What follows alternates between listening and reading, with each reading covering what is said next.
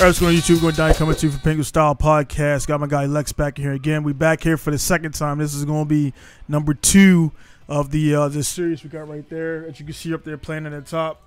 That's going to be Shuto Kousuko. So this is a movie or joint that came out between 1988 and 1996. It was the latest. It ran and everything. So again, like we said in the last one, this spawned Wangan Midnight and a bunch of other stuff, man. And Tsuchiya, Keiichi Tsuchiya is involved in that. And the way we got on this whole thing was we did a review to a live hoon, which again, you guys can go check out the review for that and all that good stuff. So this is pretty much going to be the only, I think, series of things, because there's no other movie like that. I don't think we're going to do Fast and the Furious the whole way through. Maybe up to part 3. And that'll come off and everything. So anyway, Lex, what's been up? What's been up with you recently, man? Bro, nothing really. Trying to drive, getting everything together. Got some sunshine though finally, and I'm glad because I think I've maxed out. had a leak or two. Oh yeah. So it's back. Is that joint still like it's still raining over there, or is it chilling out, or? It's still raining. The problem, I mean, we've never had rain this hard. Hey, my bad, Lex, you got like a little buzz, I know it's bingo. There we go. That should be good. Yep, perfect.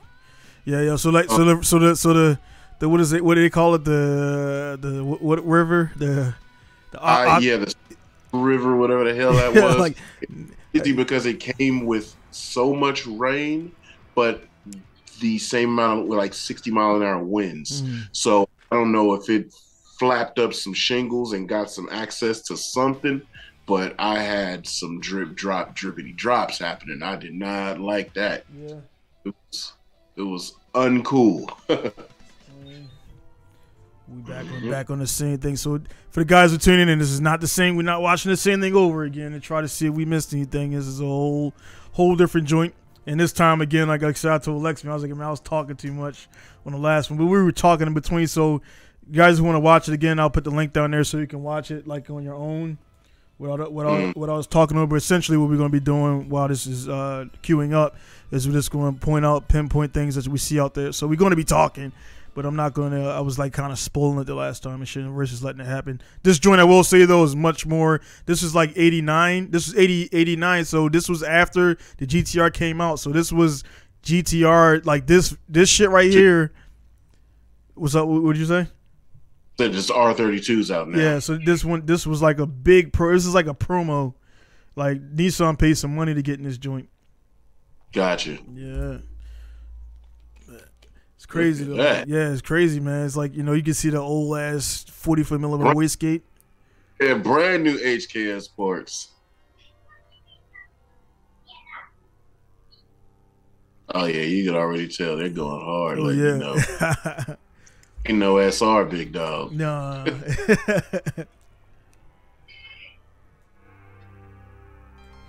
Endless, but yeah, man. Like it had his their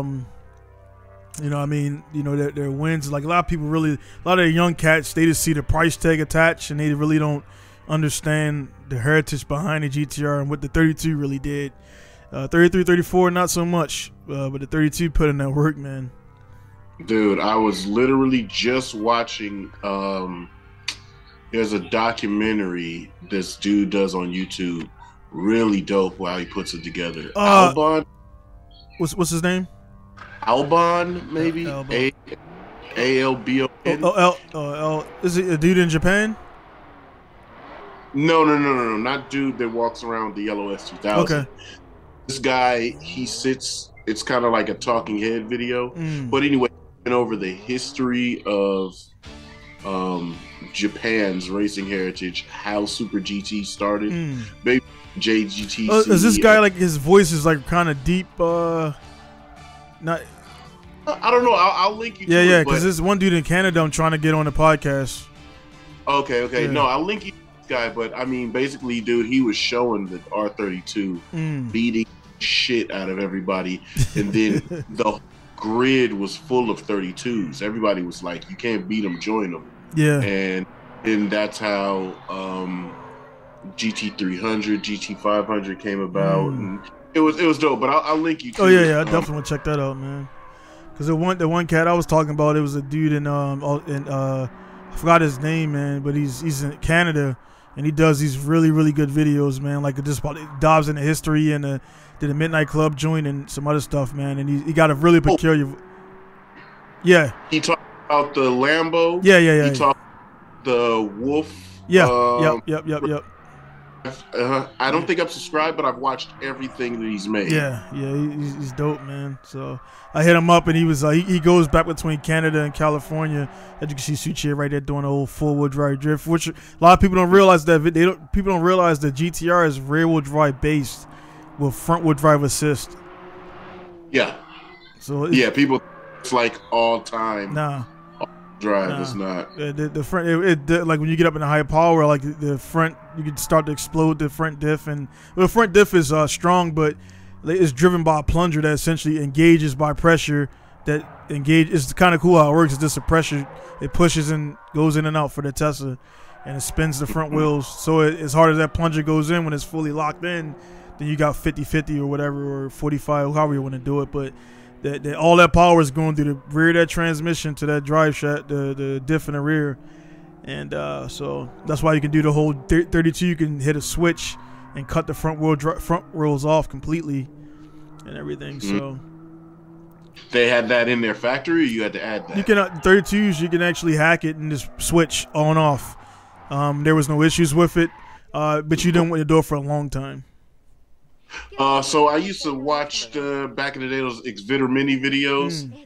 Dudes used to have the Zero Yan. Yeah. And I'd always see the 32s and even some 33s and 34s would sit there. I mean, but by then they were so modified. Yeah. They had them switched off, sit there, do a standstill. Oh yeah. Warm the rears up and then switch it back on and go launch. Shit. Yep, it was just a switch, man. You can literally 32. You could pull a fuse, and by 33 and 34, because so many people were messing up the Tesla system, they decided to take it out. So you can still disable it. There's actually a little cheat code. You turn the key on and off. You press the brakes, turn the key on and off, and you can disable it electronically. So it's it's some cool stuff they got going on. But as you can see, the man we talking about is right there, Tsuchiya's son. He's up in it. Last one he didn't show his face, but this was when he started getting active in the actual like on screen and doing all that. So, and these were real shows right here, man. People they used to like had the little sport back in the early '90s. Like it was really like booming, dude. Like they were really trying to embrace it. Yeah, and they were doing like a lot of again Endless and Advan. They were doing this promotion left and right. So.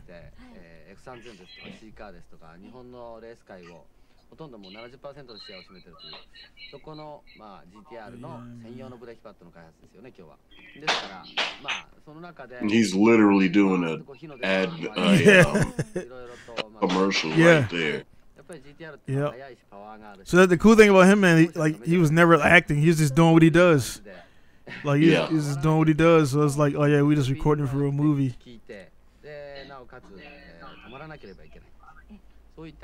It's wild funny. Especially like the looking at the chick, man, the 80s, 90s. Yeah, because even they almost are the same in America and Japan. Well, Japan got a lot of stuff from America. Like that looked like some chick in New York, you know what I'm saying? Like 80s, 90s. Yeah. Things. Yeah.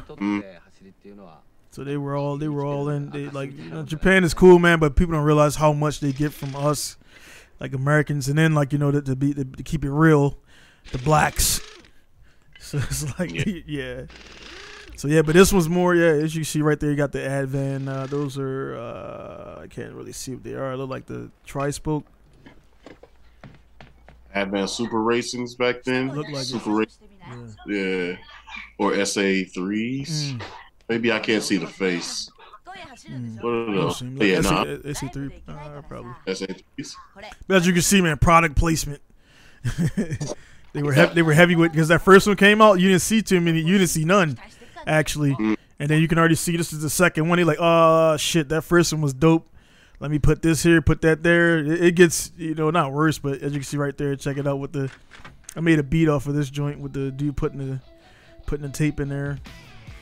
But the yeah, man, I kind of like, yeah, I mean, I think I was born in a cool time, man. But honestly, I would like to have been like this. It just seems like it was so raw back then, man. Like there was no social media. The CA, a lot of people shit on the CA, but the you got the DR, another DR30 in there. So Nissan was heavy in there, as you can see. But yeah, man.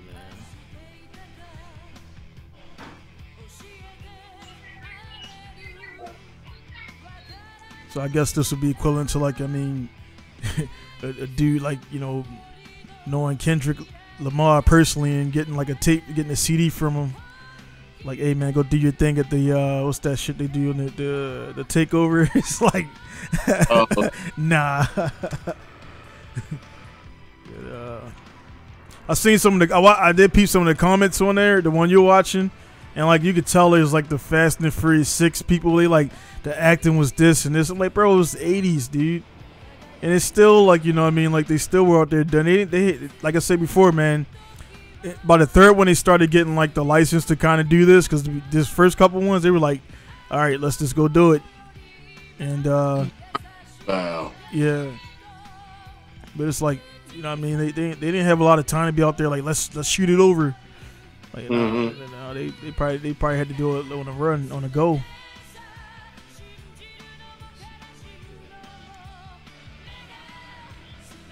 But I don't know, what about you, man? Like, you cool with the time we're in right now, but do you wish you were kind of more active in the early 90s? I like the time frame that I've come up in. Yeah. I wish I have taken advantage of the time frame better. Yeah. I was more stubborn and didn't want to do specific things, or got to them late. I should have did everything that I thought of earlier. Yeah. Because I mean, you know, I'm tail end. Well, yeah.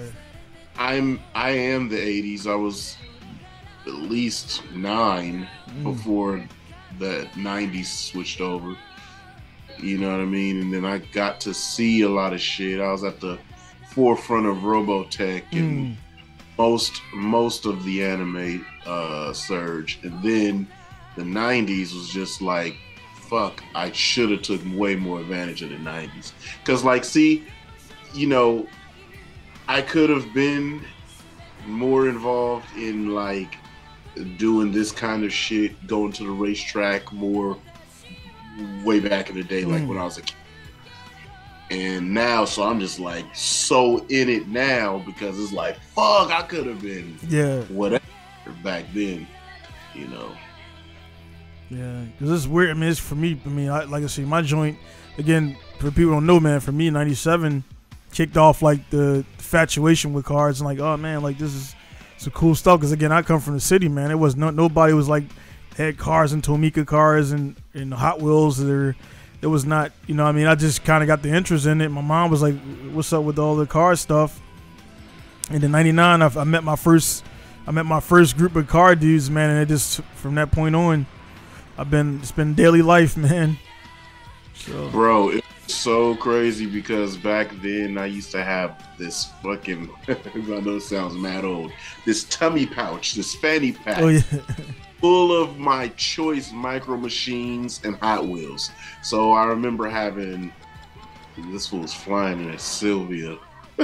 I remember having AW11 MR2. Hey, you seen that? They notice that time is that time is a lot lower than the last one. Mm-hmm.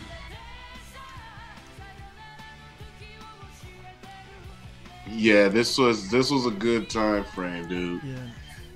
You got to do the most shit. It could be illegal, it could be whatever, but you got to do it and get away with it. Yeah, because it's like nobody. It was weird though, because dudes were wilding back then, but it was like they were responsibly wilding.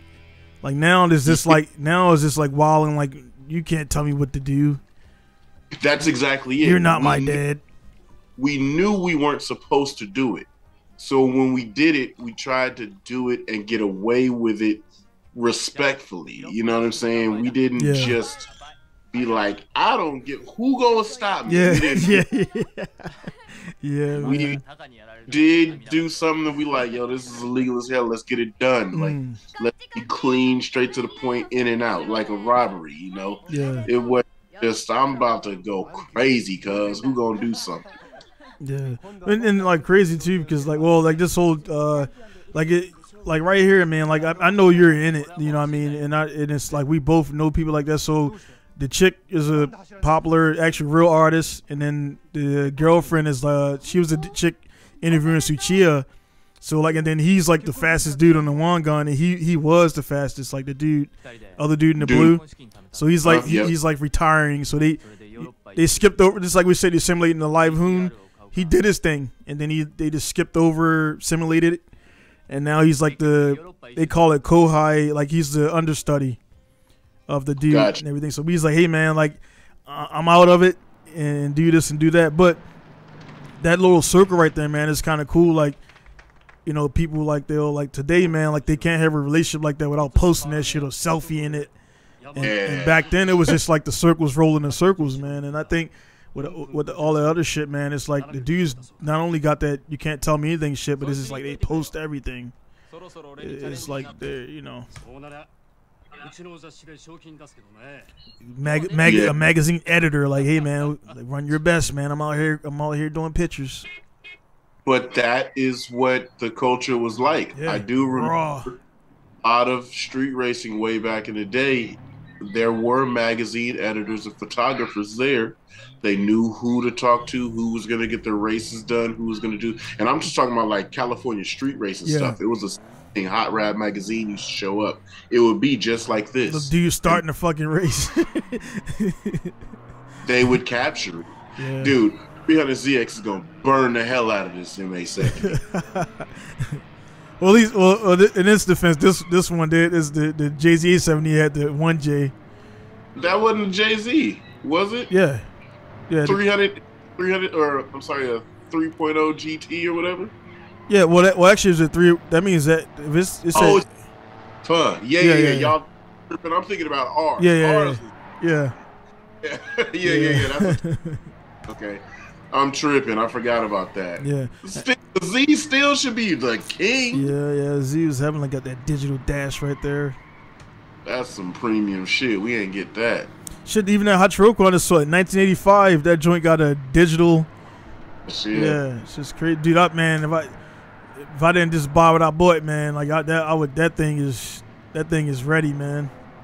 Like it's, you know, it got some rough edges a little bit that I can fix in the tuning, but that thing, that ITB, like that, you hit that shit is crisp. Dude, hey, look, I know hopefully there are some young viewers watching this. Let me just let y'all know, in this time period, if you had a 300ZX, man, you were the man, bro. That's so wild. Like, that's the cool thing about it, because I remember when these cars came out, and I do remember looking at them like, damn, that nuts. You were the fucking man. And anything that had a twin turbo sticker on it, like we went through the 80s with hella cars that said turbo on it, right? But that boy said twin turbo. We knew that was extra cheap. And yo, I can't believe, I do believe, because that's Johnny saying the 3.0 and that Supra, some of them had, like, there was some models that had a 2J in it, because you know the 1J is 2.5 liter. So if they said 3.0 in it, then that I don't think that was a 2J. Ooh, that boy almost no hesied. I forgot what it was, but yeah, they had the not the NACA ducts, but they had the group in, on the front bumper, and it was a 3 liter. I'll have to look that up to see what engine actually came. Checking on that 32.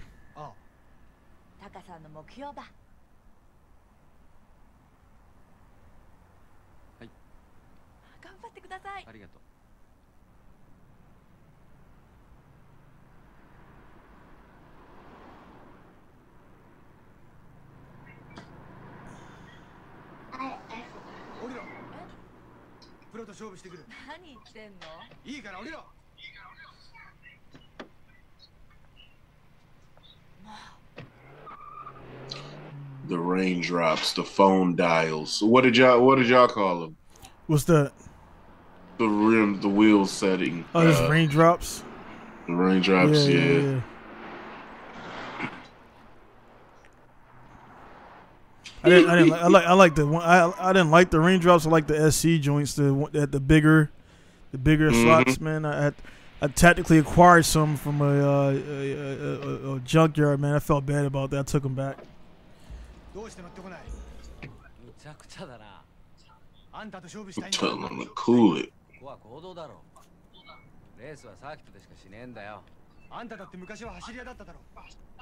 Son hopped out with a sport coat and his t-shirt. He's a nasty man. Yeah. He got the t-shirt tucked in the jeans. It's wild. And he got on the big whites on the feet. That's a wild outfit. Yeah. He trying to get that clout right now, huh?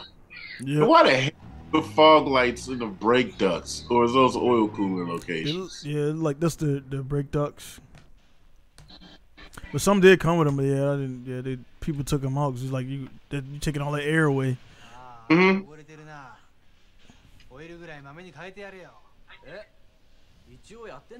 Oh man, we got to bring our girl back in here with that brush for those spark plugs. It do work. Like you coming back from the dead. Oh, she stuffed them used ass spark plugs in there and ended her shit. Yeah.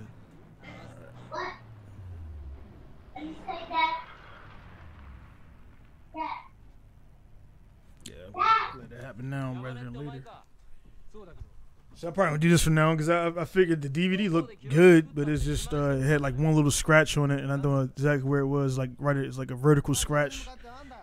Got it, yeah. Shit. It's like it's crazy, man. How the other things come, man. Like the streaming, like people in DVDs and shit. It's like, nah, man. Mm-hmm.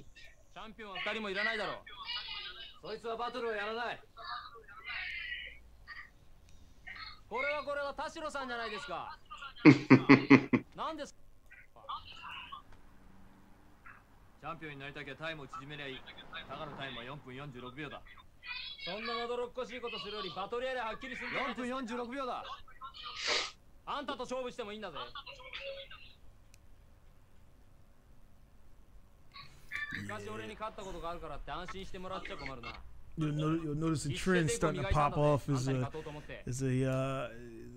discouraging girlfriend. It's like the theme. It's like, not really. Yeah. Well, I need a tailor. That suit big as shit. Oh yeah, that's how they did it, man. They did it big. They did like some shit Big Pun could wear right there. Yeah, remember Big Pun and big yeah. That Big Pun in that Fat Joe picture. They look like final bosses and shit. Damn.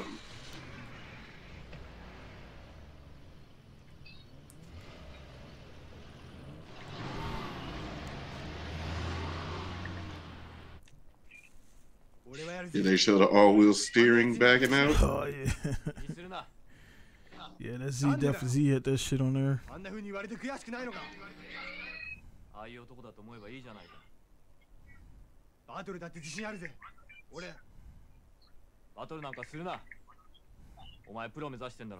See, they were starting to. They were starting like that first came out, and like they got some backlash between that year, and then like they was like, all right, well you can do it, but you got to put in there like, you know, the whole alternatives to the street and shit like that. But I'm like, man, like I said before, man, dudes are gonna do that shit anyway. Yeah, they're trying to steer the narratives.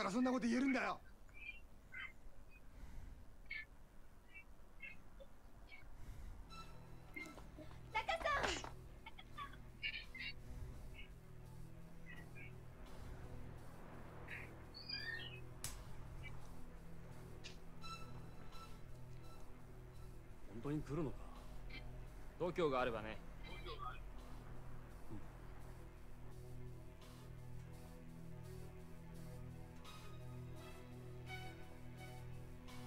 you watch it on their phone? Mm-hmm. Okay. This shit, here and I'm watching there and here. this shit right there remind me of for everybody seeing this video and he's looking at the clock and he's like deciding he's gonna go to the race or not. Yeah.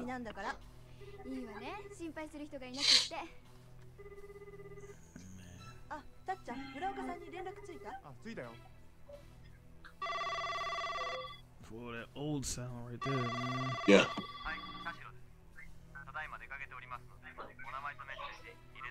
And an actual voice message that you can hear the people as they're leaving the message is hilarious.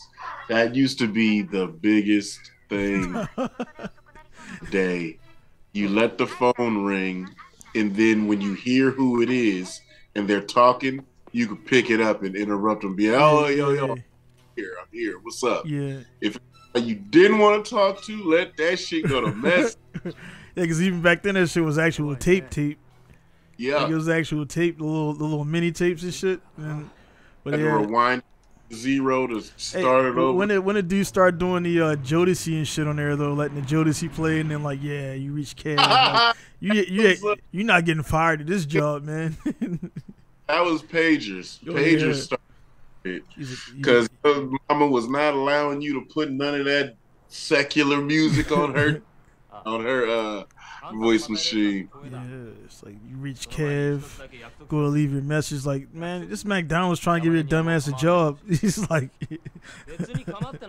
you know what to do. Yeah. Fine, honey. Call again. I'll pick up. Yeah.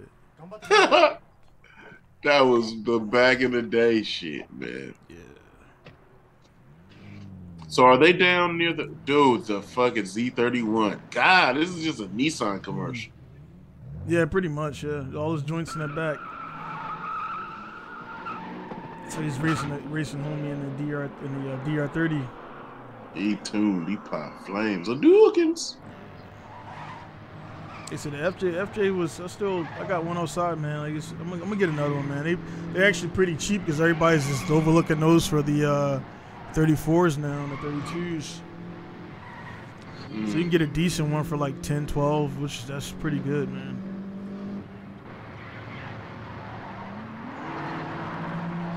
Heel towing on the street on the freeway is crazy. They got on some penny loafers too. But what did you need to brake so hard for and shift that on the freeway? That's nuts. Yeah, we'll definitely once you come over here, man. I'll definitely we gotta go down there, man. There's some nice shit out there, man. As far as the highways, there's like banks and cambers and stuff. Yeah, man. Like for no reason though. I'm like, dude, that could just be straight.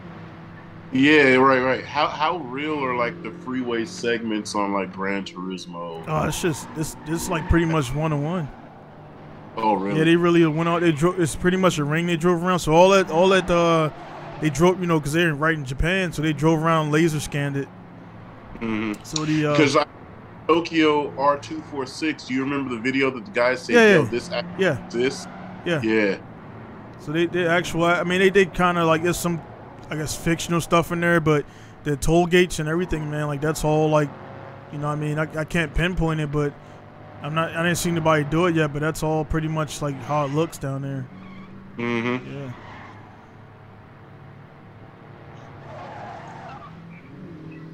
The one joint that kind of goes into like you're in a straightaway, then you do that right, and then that weird section back there. It's like kind of like a port area. That is kind of like not really like that, but they just kind of like put it together. Gotcha. Yeah.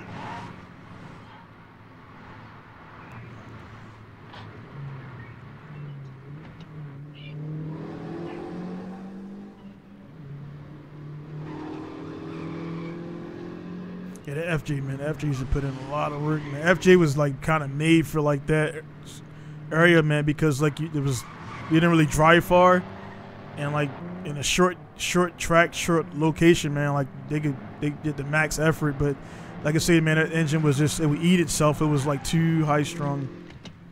But like, gotcha. But like here though, the FJ20, man, that thing is big as shit too. It's a big 2-liter, man. Like 6.2 liter, or is it still a 4-cylinder on this? No, it's the FJ is a 2-liter. But it's like all the KA, the SR, the RB, they all pulled from it. So like it has like a KA kind of timing setup, SR-ish, and then like with the, there you go. What a bozo. Yeah. Well, she just felt that in her spirit? Yeah. Blood came through and pulled a handbrake in front of him. That's wild shit.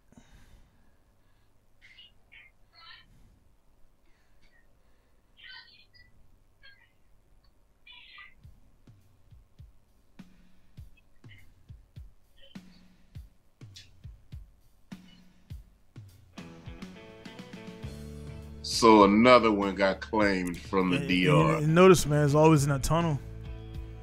Is I mean, if you look, I mean, honestly, if you look at the way I mean, if you ain't got no helmet on, your head goes out the window into the wall.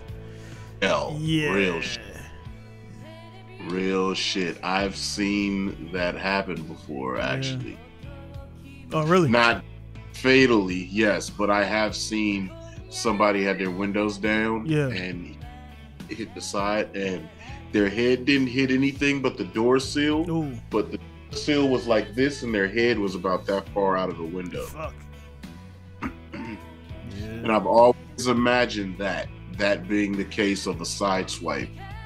Just dramatic, just boom. She rolling it back, reminiscing. Yeah. Shit, son was always like a third wheel. If you look at it, he's like in the background when they like all lovey-dovey and shit. But that's kind of, it reminds me of like a dude they tighten and one or the other get a girl, and it kind of becomes that shit for a little bit. Like he's always around. Like because we were hard boys before you came in the scene. Mm-hmm.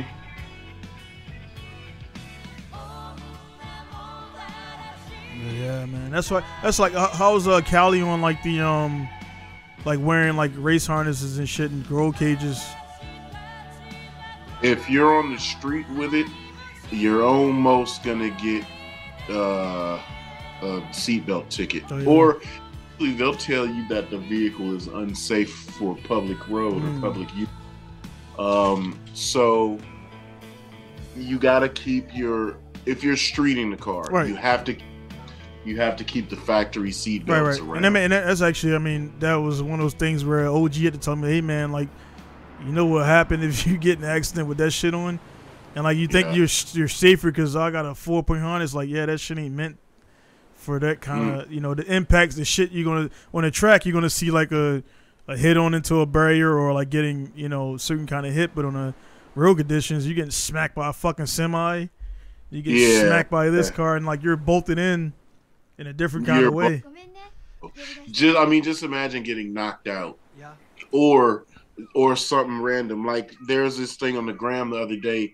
These cats were racing they were coming from a meet or going to another meet spot. They're on the freeway, hella shit. They're racing, and then one guy's filming from car to car, and they're going around cars, and another car that they're driving with swerves hella hard, and it's just a lady just driving the wrong way up the freeway. I mean, imagine a head-on collision. You're strapped in, no helmet, no Hans device. You'll fucking hit and bite your own dick off. Yeah. Same thing for the roll bars, man. Like in Japan, like you're required to have like at least the they made it passenger, but in the back used to have the pad over here. You gotta have padded. Has to be cage is fine. Just has to be padded. All of my cages have padding near head, even if it's behind the seat where I can't get hit by anything. I mean, just think, you know how violent accidents will be, and you might go way left of your seat or something, and then say you get hit again from the back. If your head can hit it, like if I can reach it around and do something, it has padding on my crossbars, overhead, the halo, the side. I've got padding on everything that might. Sometimes it sucks because you'll be doing something, looking somewhere, and you can feel it like touch a little bit, but I'd rather have that shit than just headbutt the shit out of bar. My bad, man. We were so what's going on right here is we were talking, it's all good, but she bought this dude right before he died, and somebody commented his like that said right before he, like I guess a week after he died, she bought this GT-R for him for like a honeymoon present. So, she big balling. Yeah, so she's like, go ahead and take it. He would have loved it. Like, yeah. So what's this? Now this is his. Yeah. Fraud too? Yeah. No, more than that. No, he just took the car. He didn't take his girl. Oh man.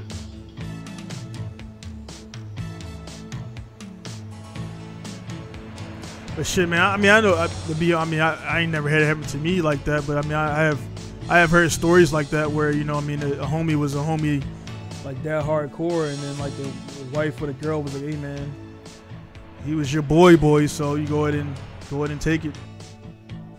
Oh yeah, I've got a couple of. See, that's what used to happen in the 80s and 90s. I got a couple of homies that they still got their dead homies' vehicles, and they them and use them and shit like that.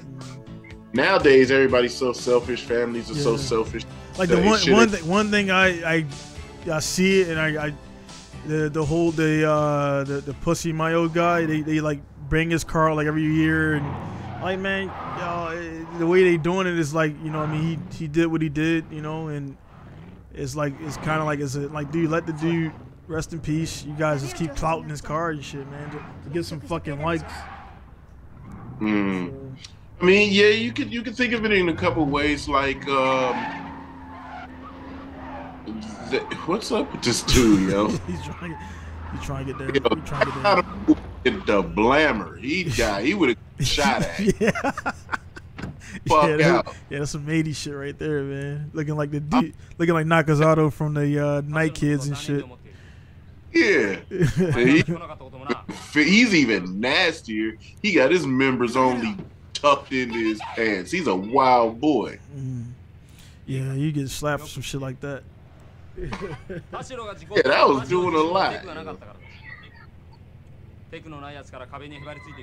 Damn, was straight up telling the dude he ain't had no skill. That's why he died. With his girl sitting right there. I know, heartless. See, he should have just shot him. It wasn't.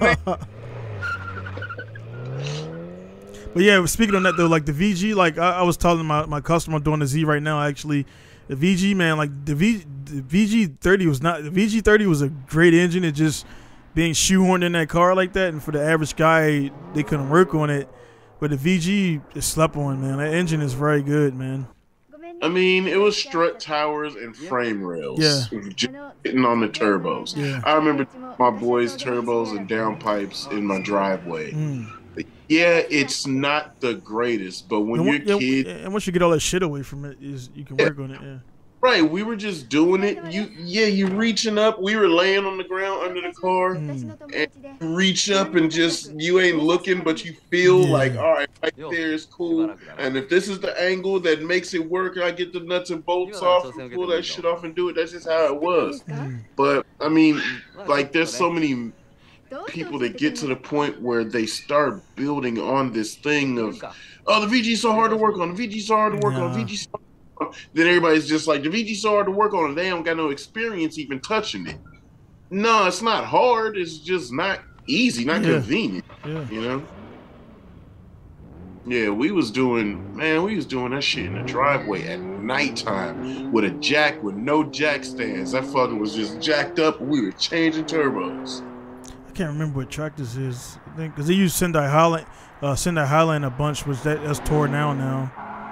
Oh, really? I think this is what track is this, man? But this is when they started doing a bunch of like everybody wanted to get on board. Tsukuba, Suzuka, Fuji, everybody was trying to get in the mix because this is popping. This was on like a TV. This came out on TV back. This did? Yeah, this was a TV joint. But Japanese had like their cable shit was, their cable channels was way advanced than ours was. So they had a lot of channels back then. So they had cable and stuff. So what the hell? This is an hour or something. So this came on. Yeah, or something. They used to have like, for example, like the Initial D was on this channel called Animax or Anime something. So it was just a straight. So it would come on every week, every like Friday or Saturday. Initial D. But I can't because how it's set up, it's episodic. Yeah, episode. Yeah. Seems like. But I mean, like I said, it was straight. There wasn't no commercials. It was straight start finish, and it would run. It would be scheduled like they were on Saturday. You remember how it was? TV Guide and would look at that shit back in the day. And like I hated that slow ass goddamn 55. It was 55 in Baltimore for the what is it? What's coming on the schedule? And that shit was like this. It's going like this slow. And then if you miss that shit, you gotta wait till it's like, god damn, dude. But that for the people that didn't go get the TV Guide. Yeah. Through. Nah. Okay. Yeah. You got that motivation, man. Putting those. Those was raw as hell. Like some stutless tires. Yeah, they're like rally tires, and like they do look like tarmac stage rally tires. It's a little half. Yeah. Getting rid of shit. Yeah, man. Yo, so we're still watching this. We'll talk a bit more on this later. Oh yeah. LZ is backing out of FD, only doing half schedule, and Mike Essa departed from FD. Oh yeah, I seen that one. Yeah, I talked to Mike about it, and so I saw the. No, this is your reason why the tire is right there. I forgot about this part. I was just looking at it. Yeah, I'm like, that's why he had half rallies on, because he's actually rallying the car. The hell is he trying to find out? How it is? Yeah, somebody in the comments like, "Why Son and saying?" It's like, the limits of traction. Yeah. And now he's Lil Mac from Mike Tyson. Exactly. Like out of Drago and shit. Look at Blood about to tear his bicep, wilding out. That's the thing for your legs anyway. It's like it look like a little leg machine. Like dude's in the gym doing wild shit. He's in the gym. He's being a nasty man in the gym. He's doing shit that don't even got nothing to do with driving. He should have been working on them goddamn shoulders. Man, just imagine doing that shit. But it like, you know, some early Whistling Dixie shit right here, and the same with that GT-R. I don't understand why. Go on, Lil Mac. Get the full Lil Mac. Yeah, but this one, well, you know, this is around the time Rocky came out too. So they taking it heavy. Hot as hell. He winded. Look at him. They like, get the shot. Yeah.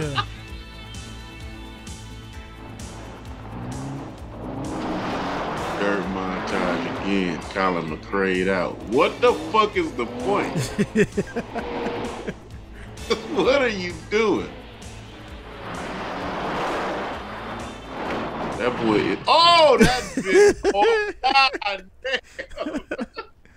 Yeah, man. I don't know. Either frustration or like I even watching now. I was trying to. There's no correlation to this ever in the movie. Like he doesn't do a rally stage. They just went durability testing on a 32. That's crazy. But they do use like and they got rally stages here. There's a lot of GTR guys that use them for the GTR, and like they use Silvias and the Celica, the all track. They use those a bunch.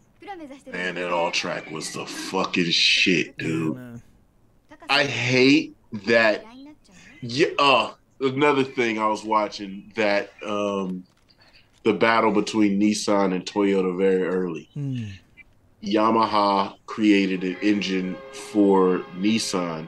Nissan was like, we don't like it. Get that shit out of here. Oh. Nissan said, get it out of here. Yamaha said, fuck you. We're taking our crafts over to Toyota. Yeah. Bum, ba, bum. Yeah. And then, oh, shit. Why y'all didn't give us that? And it was like, we just gave you the first thing that we tried to make, and y'all said, fuck us. Yeah. Well, you know, that's exactly VTEC. Oh, shit, yeah. Got an ad coming on. Got an ad? Yeah. Same time you got an ad too? Oh, I ain't got no ad. I'm back on it. Yeah, it's the same VTEC. The VTEC was originally a Nissan deal. Yep. And then he was like, nah, scrap it. And then Honda's like, all right, cool. Honda picked it up, ran with it, and then later on they came up with the VVL and all that shit. Yeah.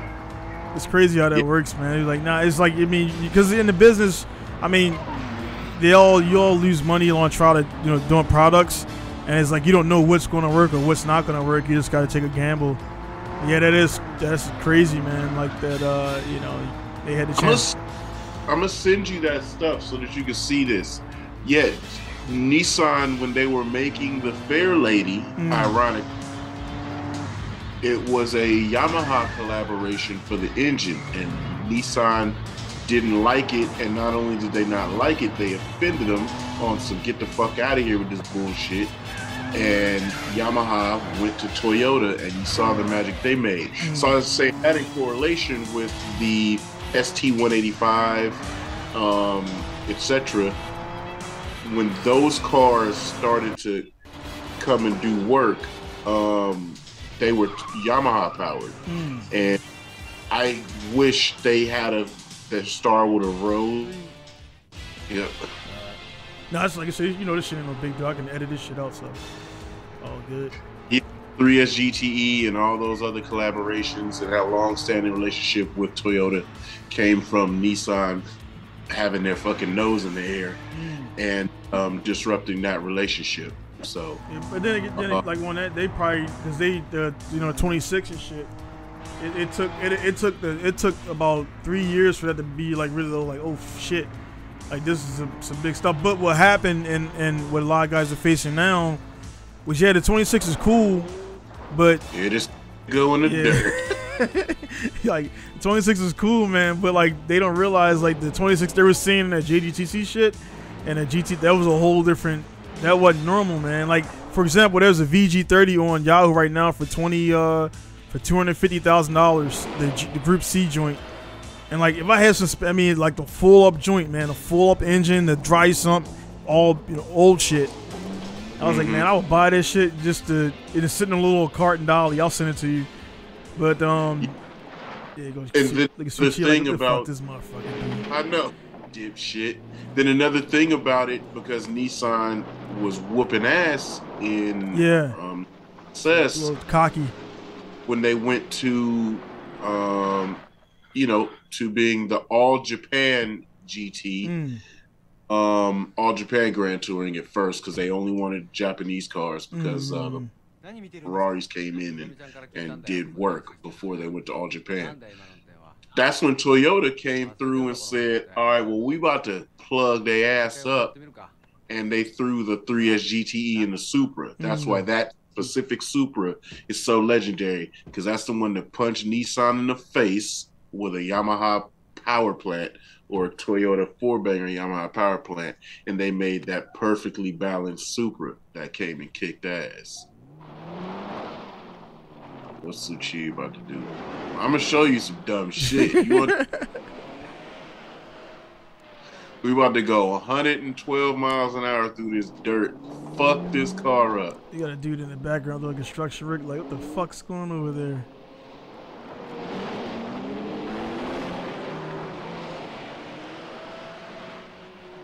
You hear that clutch fan going wild. Yeah. Man, I wonder. I'd like to see that air box. I was just your body, the air box, all of the dirt and the fucking side seals, and you know where it all hides in the car. Yeah. I would not want to clean that thing. Especially when dude, that shit sucks when the window's down. Yeah. It's like cracked in it when you do that side. I've did before, and like you hit that little crack in the window, all that dirt just like all in the cabin, dude. I get the dirt shower. Yeah, man, this might need to show this the Whistling Dixie, dude. Like, this is how you properly fuck shit up. Getting that sand. You know, I mean, rocks and debris was in the bead of that tire. Oh yeah. Shit, man. When I crashed that joint at the Nasu, when I took the tire off, man, that shit, like, it's crazy how it happened. It debeaded and pulled all that shit in there, then it beaded itself back up.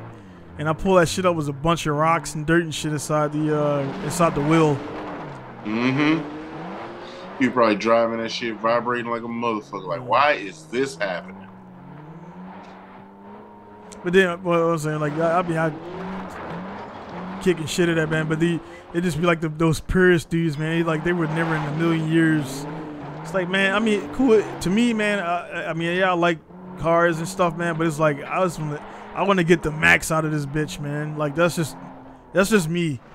Like, I don't have any aspiration to have a garage queen or cars and coffee machine. Like, that's just, life's too short for that shit. Me personally, that's just me. Imagine they treated this GT-R like this, and probably somebody owned some in the States. Oh my God, my prestige. Somebody owned this joint, or it didn't get wrecked already. It's probably like, fuck nah, that's 32,000 kilometers, but look what they was doing with that shit. Yeah, that's what I was saying. Like, because everybody, like the SR20 is like, oh man, only got 60,000 kilometers. Like, dude, they don't drive that far, but those 60,000 kilometers, trust me, they were on a Wangan. They were doing, they were doing work with that shit, and a lot of those cars actually were wrecked. Yep. So a lot of those cars, they were in the process of doing work, and then they lost control, and then the front cut got cut and everything. Because Japanese, it didn't back then, man. Like, they're just figuring out. They're just figuring out how much shit that they let it go for cheap, man. So now you look on Yahoo, everything 13Bs are like 7K for a blown 13B. It's outrageous. I'm like, bro, it's crazy, man. Bro, I was washing up the RX-8, shining it today, and it's funny because I've just been letting it sit off by a bush under a tree. It was so much earth throwing in and around the car. I had to disinfect because the car has literally just been sitting there. So I pulled it out, aired up the tires, cleaned it up, and I'm like, damn, that's crazy. Now the car is super clean, and you know, people already stopped me on the road driving it, like, damn, dude, that thing's fresh. And it's like, if y'all only knew, like, I let it sit under trees for years at a time. Like, you know what I'm saying? I pulled it out. It's clean as shit right now, but it's like, that's how I envision that. Because, see, my car only has 67,000 miles on it. Somebody will be like, oh, dude, this is an original, unmolested 67,000 mile car. Like, y'all don't know, I beat the shit out that Renaissance the whole time I've had it. Hold on, we got 300ZX blood. Woo, look at the red fair lady. Yeah. God damn, that thing is fresh. That was probably 8990 version right there. So they were all new cars, man. It's fucking crazy, man. Brand new cars, like a year old at the max. Yep. Look at this blood. He got mad anxiety. Yeah. That shit was true right there, man. You ever see that shit happen? Dude get bumped out like, nah, get the fuck out of here, man. I got a real challenger. I've seen that shit happen many times. Like, nah, son, I ain't racing you. Or they be ready to race and they see somebody they want to run. They be like, all right, go ahead and get the next one, man. I got this one. A nasty man. They'll look over with his eyes wide as shit. So it's the same dude that obviously he painted his shit, because that's the same dude that was in the black one, unless he got multiple Z's. And so he's got mufflers on it. Now, we all know if you got mufflers, intake, let's just say he's got some kind of fuel control or boost control, that's a 380 horsepower Z. And that's what a lot of cats don't know, that the gentleman's agreement, which was 280, right? 280 horsepower. They were all over 300.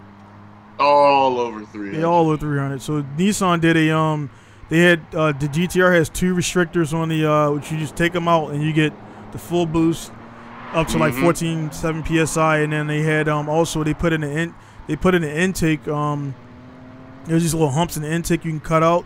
There's a bunch of little shit where you can free mud up to the max 380 horsepower with no money spent. I mean, other than time.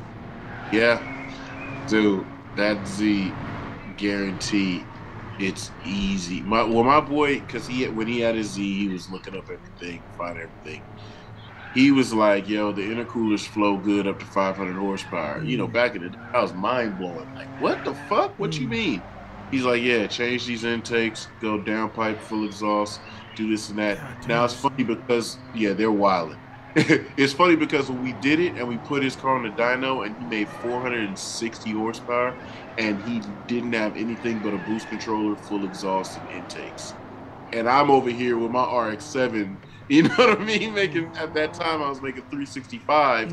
And I'm like, but I did fuel, intercoolers, turbo, full exhaust. What the fuck? He's like, yeah, dog, these cars are fast. So for this fool to have exhaust and shit on that Z is probably pushing.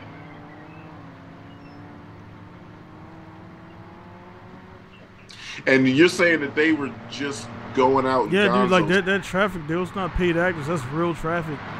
Imagine the man trying to get home, get back to the shipping yard, to the distribution center with them trucks. Yeah, somebody go in a taxi. That they are wilding. Yeah. So that's where it started to. You'll see when we get to the later ones, you'll see the shift, man, because they started getting like you could tell it was. They were like, "Hey, man, y'all gotta chill the fuck out, man." And then and that's why it actually stopped, because they were like, that was too much. Like the last one started to get, more people start getting on. So it became a cult, like Live Hoon and shit. Like, there are a few people, then. Yeah, and that's how Midnight Club happens. They see this shit, they get inspired. Oh, for sure. For sure, man. Because Midnight Club didn't really pop until like mid 90s. Well, they were around, but like this really, like, it was like their anthem. And of course, a lot of the people there were all those background dudes are real dudes from the clubs and shit. Yeah. Yeah, those joints right there, those little, they got it looks, that shit's like a straight up down, and you just like pop up, like because it goes under the water and shit. Those tunnels, you be in a tunnel, you be in some of those tunnels for like 30, 40 minutes, man. Like just straight driving. Be so far in the ground, it gets like all hot and muggy and shit. Yeah. Yeah.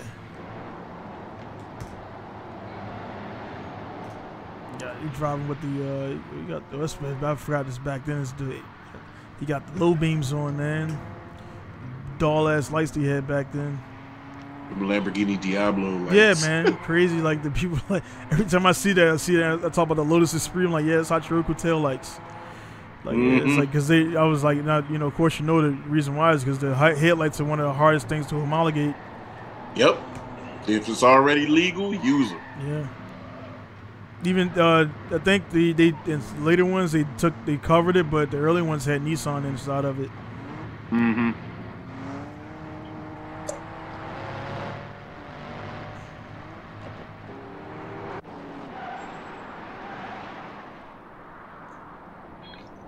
Smoked your ass.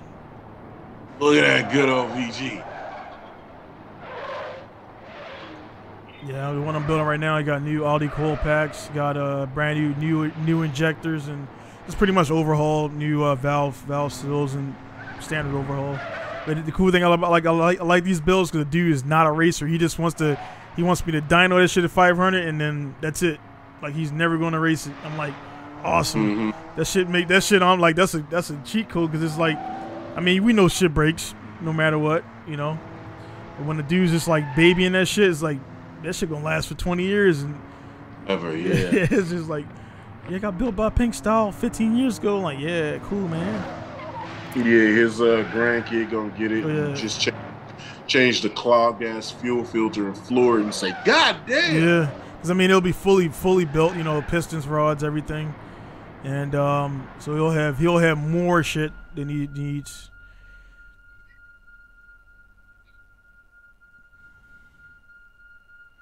So I'm getting that reality check.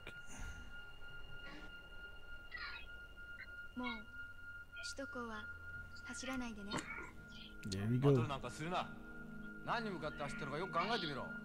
Yeah, so as you can see, they're trying to really push the so they can keep doing what they're doing. Like, yeah, you guys do that, but you got to put in there, you know, there's other alternatives, and then you can go to the track and have just as much fun and blah blah blah.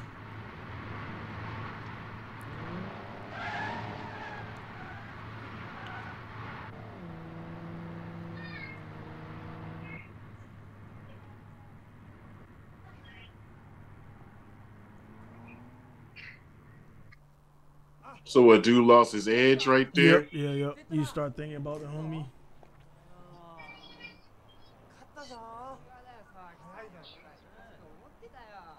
Nobody wanted the cat to win.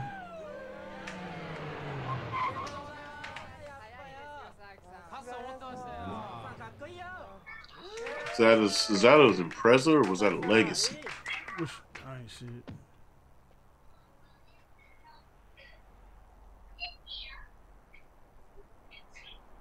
So of course, naturally, he was pissed because he won. You know, he didn't want to win like that. Yeah, he backed off. I would have just went home. Yeah, it's like, yeah, ain't no point in stopping because he, you know what I mean? It's like there's all his boys right there too, and he's by himself. Mm-hmm.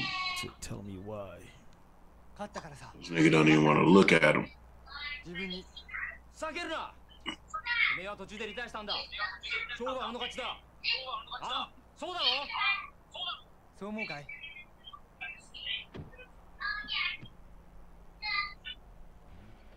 Then that motherfucker thinking, man, I could crash that Silvia. Got another edge. GT Sophie is a machine learning intelligence that is starting to look more like it. Yeah, Gran Turismo. Yeah, that was a cool. You see that? Yeah, that was a dope ass little. That was like that. I'll take that ad. That was like that was GT. He's probably like, man, I wrecked this Silvia, but you know what I'm saying, this GT-R just came out because that Silvia is 88, the 88 C18. Yeah. I remember when dudes were selling those wheels for like $500 back in Silvia and shit. I think that's Sendai Highland, man. Yeah, unfortunately, I didn't get right when I was going to go race the track. The earthquake fucked that track up real bad. Yeah. If it's Sendai, I can't. Is it Sendai? Because it was a big track, man. Inertia drift.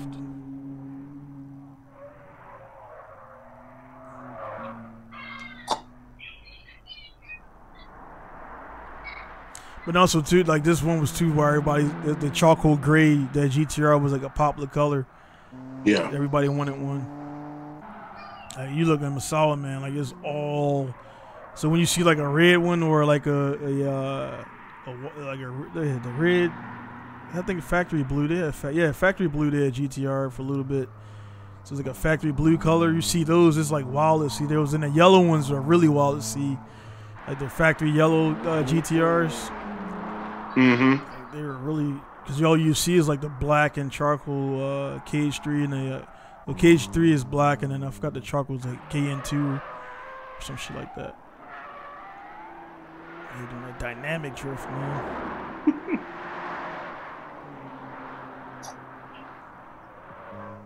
I don't think that's Sendai, man.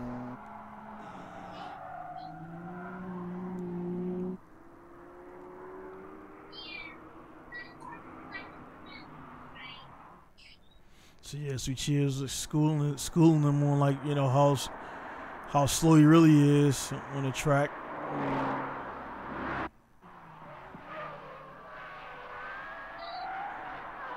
But you know, Tsuchiya was like doing that drifting bullshit though. He's still like you gotta give it to him, man. Like he was trying to always push drifting, man. Like he didn't the grip thing. By that point in the thing here, he had won a lot of shit. So drifting was like the new fad at that time. Ooh, fucked up. Yeah.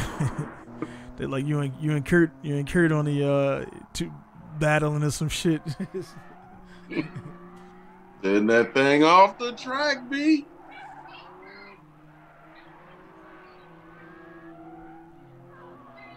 That's such a bad line. Oh, he snapped it in.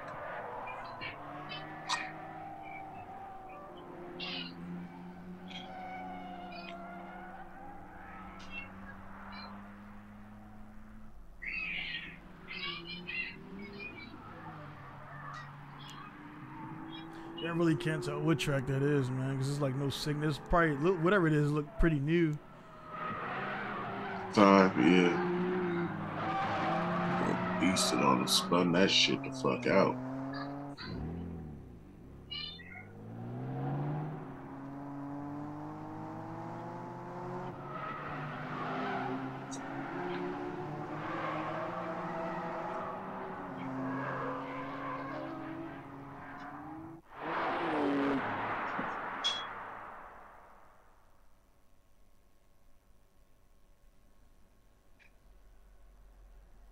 Body roll.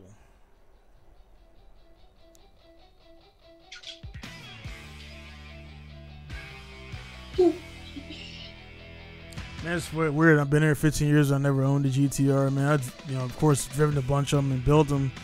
This shit just, this shit just kind of.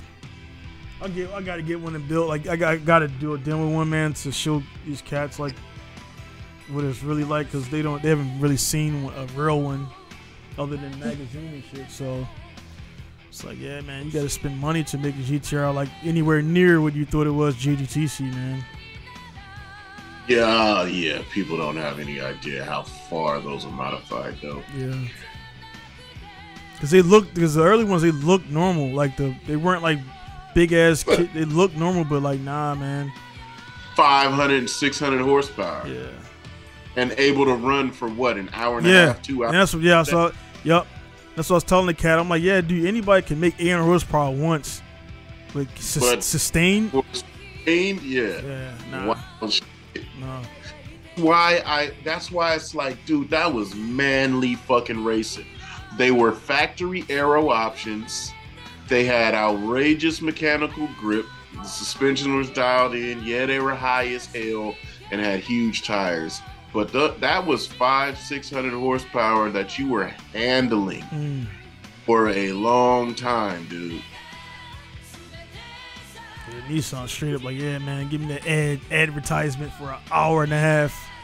Mm-hmm.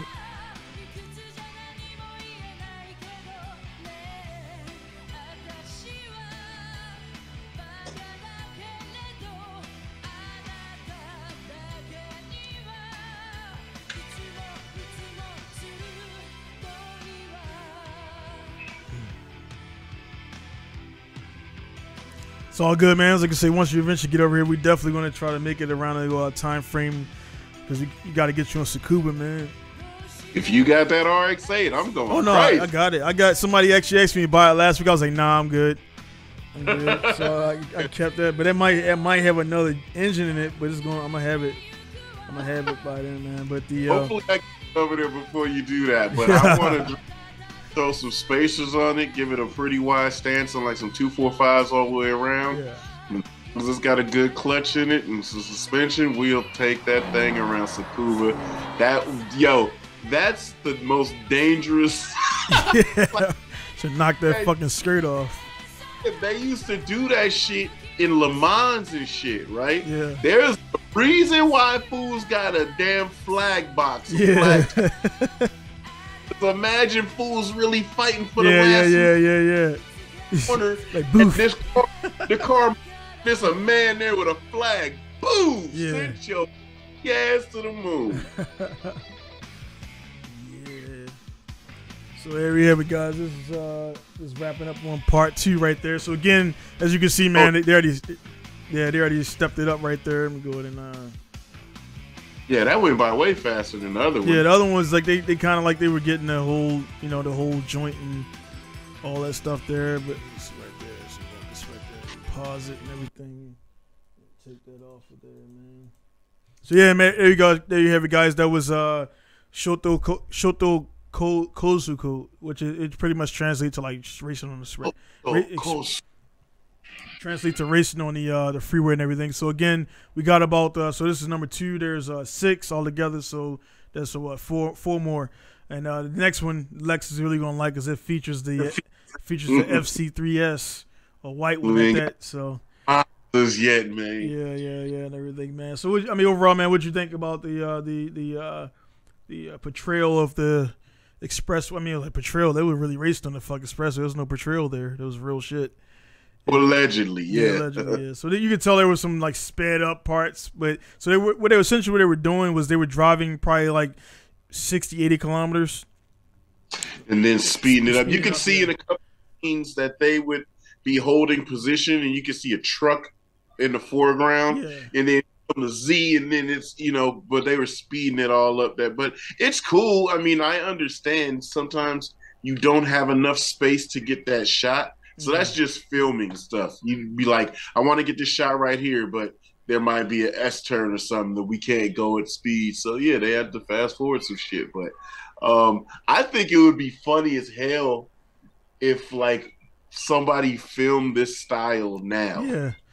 Nowadays, no guy or nothing, but just do the corny. But then I guess that would be like a Bollywood movie, right? Yeah. Bollywood shit, they be doing some wild ass, goddamn dumbass shit. Yeah. That you see, like, come on, fam, you just did that for real.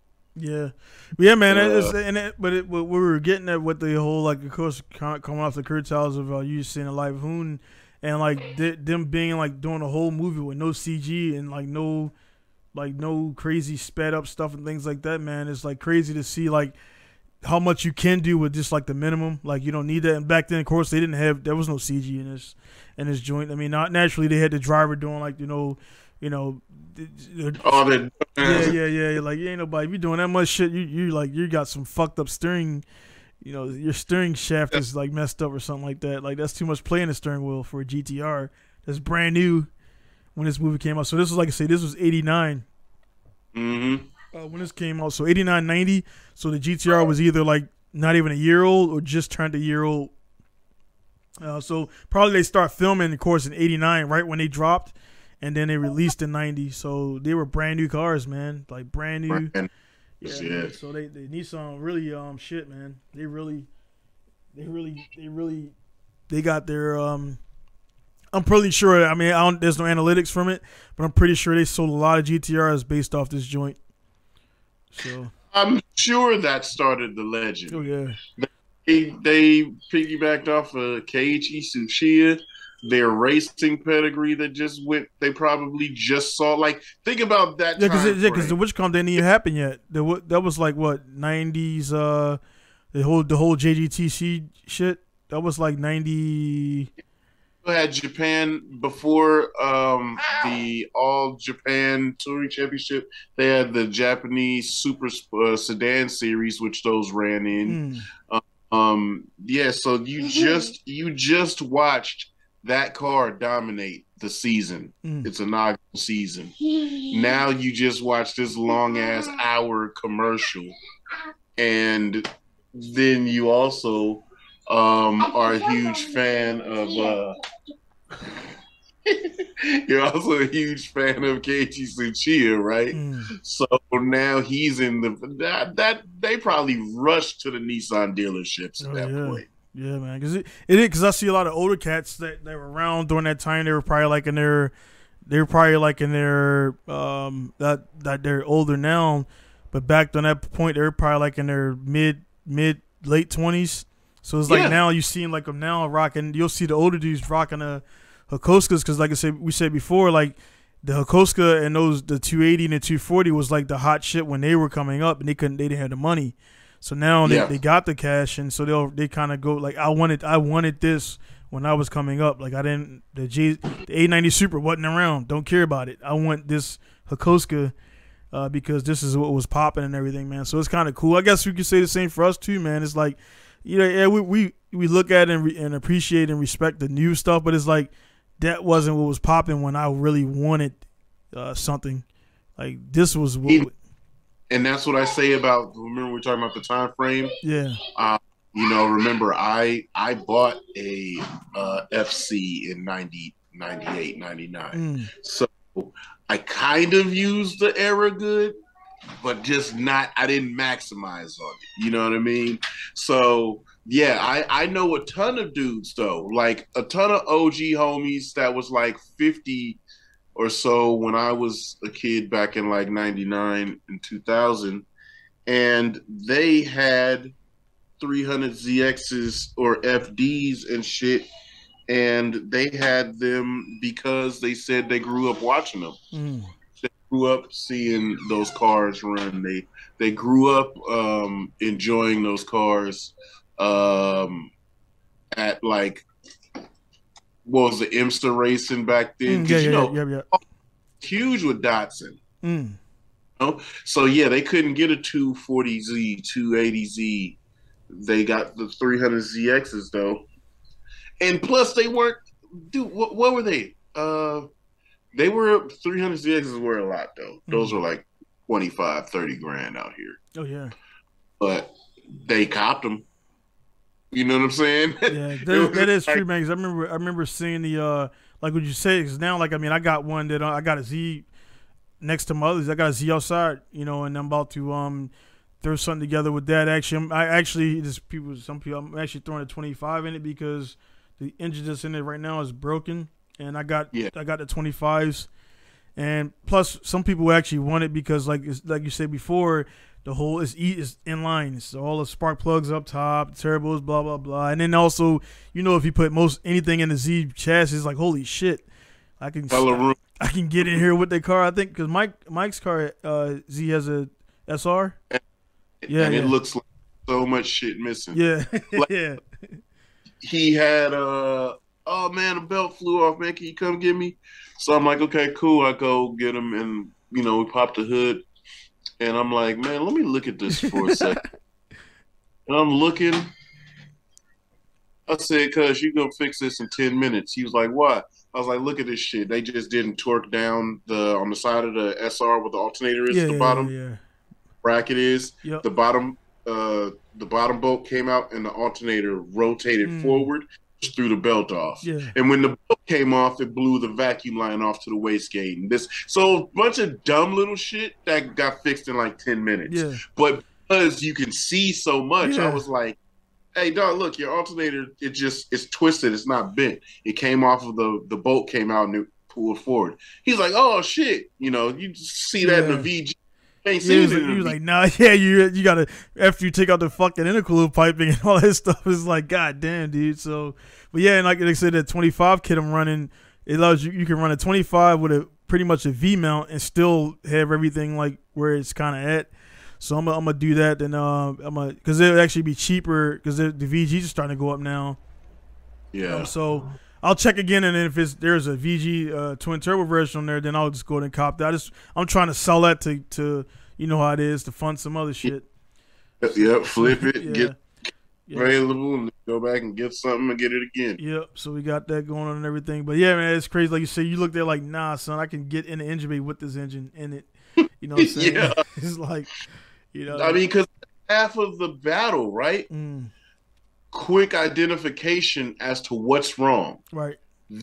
Can I source a solution right now? And if I can't, how long does it take me to go to the parts store, get a couple bolts, washers, and shit like that? You know, it's like a couple things when I took the suspension apart on the RX-8, put in a new suspension and all that other shit. I've got all of those bolts saved, those big zinc washers and bolts and stuff. I got all of that there in a bag here, there. It's like I don't get rid of shit. Oh, no. Only I go buy a bunch of dismantled bikes, and then the guys put all of the nuts and bolts in bags and sell them. I bought like 3, 4, 5 sets of those. That's that shit that comes back in clutch from you 3 a.m. in the garage, and I like because I got a whole drawer full of bolts. I got like ammo cases. I got 3 ammo cases of 50 cal things full of bolts and everything. I take one with me. And I'm like, if I need something, I might have one of something inside of this thing. And at the track, I was at we were at Nico, and you know, shit happens, and everybody's walking around the pitch like, hey man, do you got this? Do you got that? Until they find it or not. And the one guy needed this particular bolt, dude. And I was like, yeah, 1 second. And I pulled that shit out, and he couldn't believe it. I didn't know. It was a random shit that I discarded.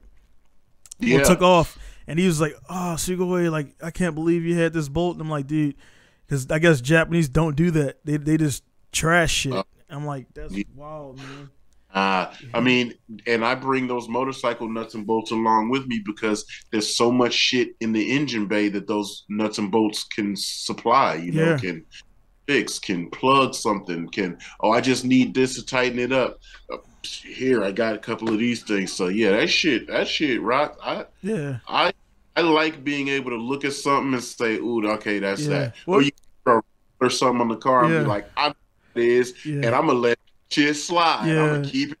You know, I'm pretty sure you've been there. Most people who got turbo cars have probably been there. Like, I did it on a truck recently, not recently, 2 years ago.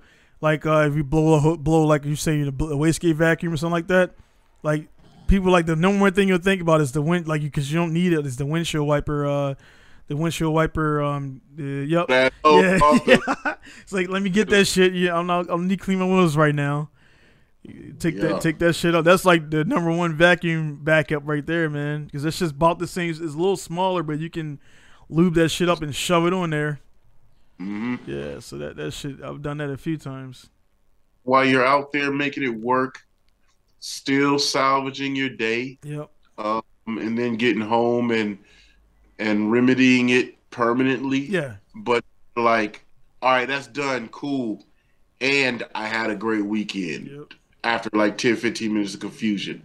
Those are the best stories to get made. You know what I'm saying? Man, I went and I did this and that. Alternator fucking torqued. The belt came off, blew my vacuum line apart, this and that. Man, we pushed that thing down with a breaker bar, tightened it up one time. I sent my boy over to he went to AutoZone, came back with a belt, and I pulled my windshield wiper sprayer nozzle off, and I put that on my wastegate and made it work, and we had a dope day. And then people are like, boy, what the hell? That shit sound crazy. And you're like, actually really wasn't that bad, you know? You seen it, I posted this the other day with the, I don't know if you've seen, I posted up, I found my autocross numbers.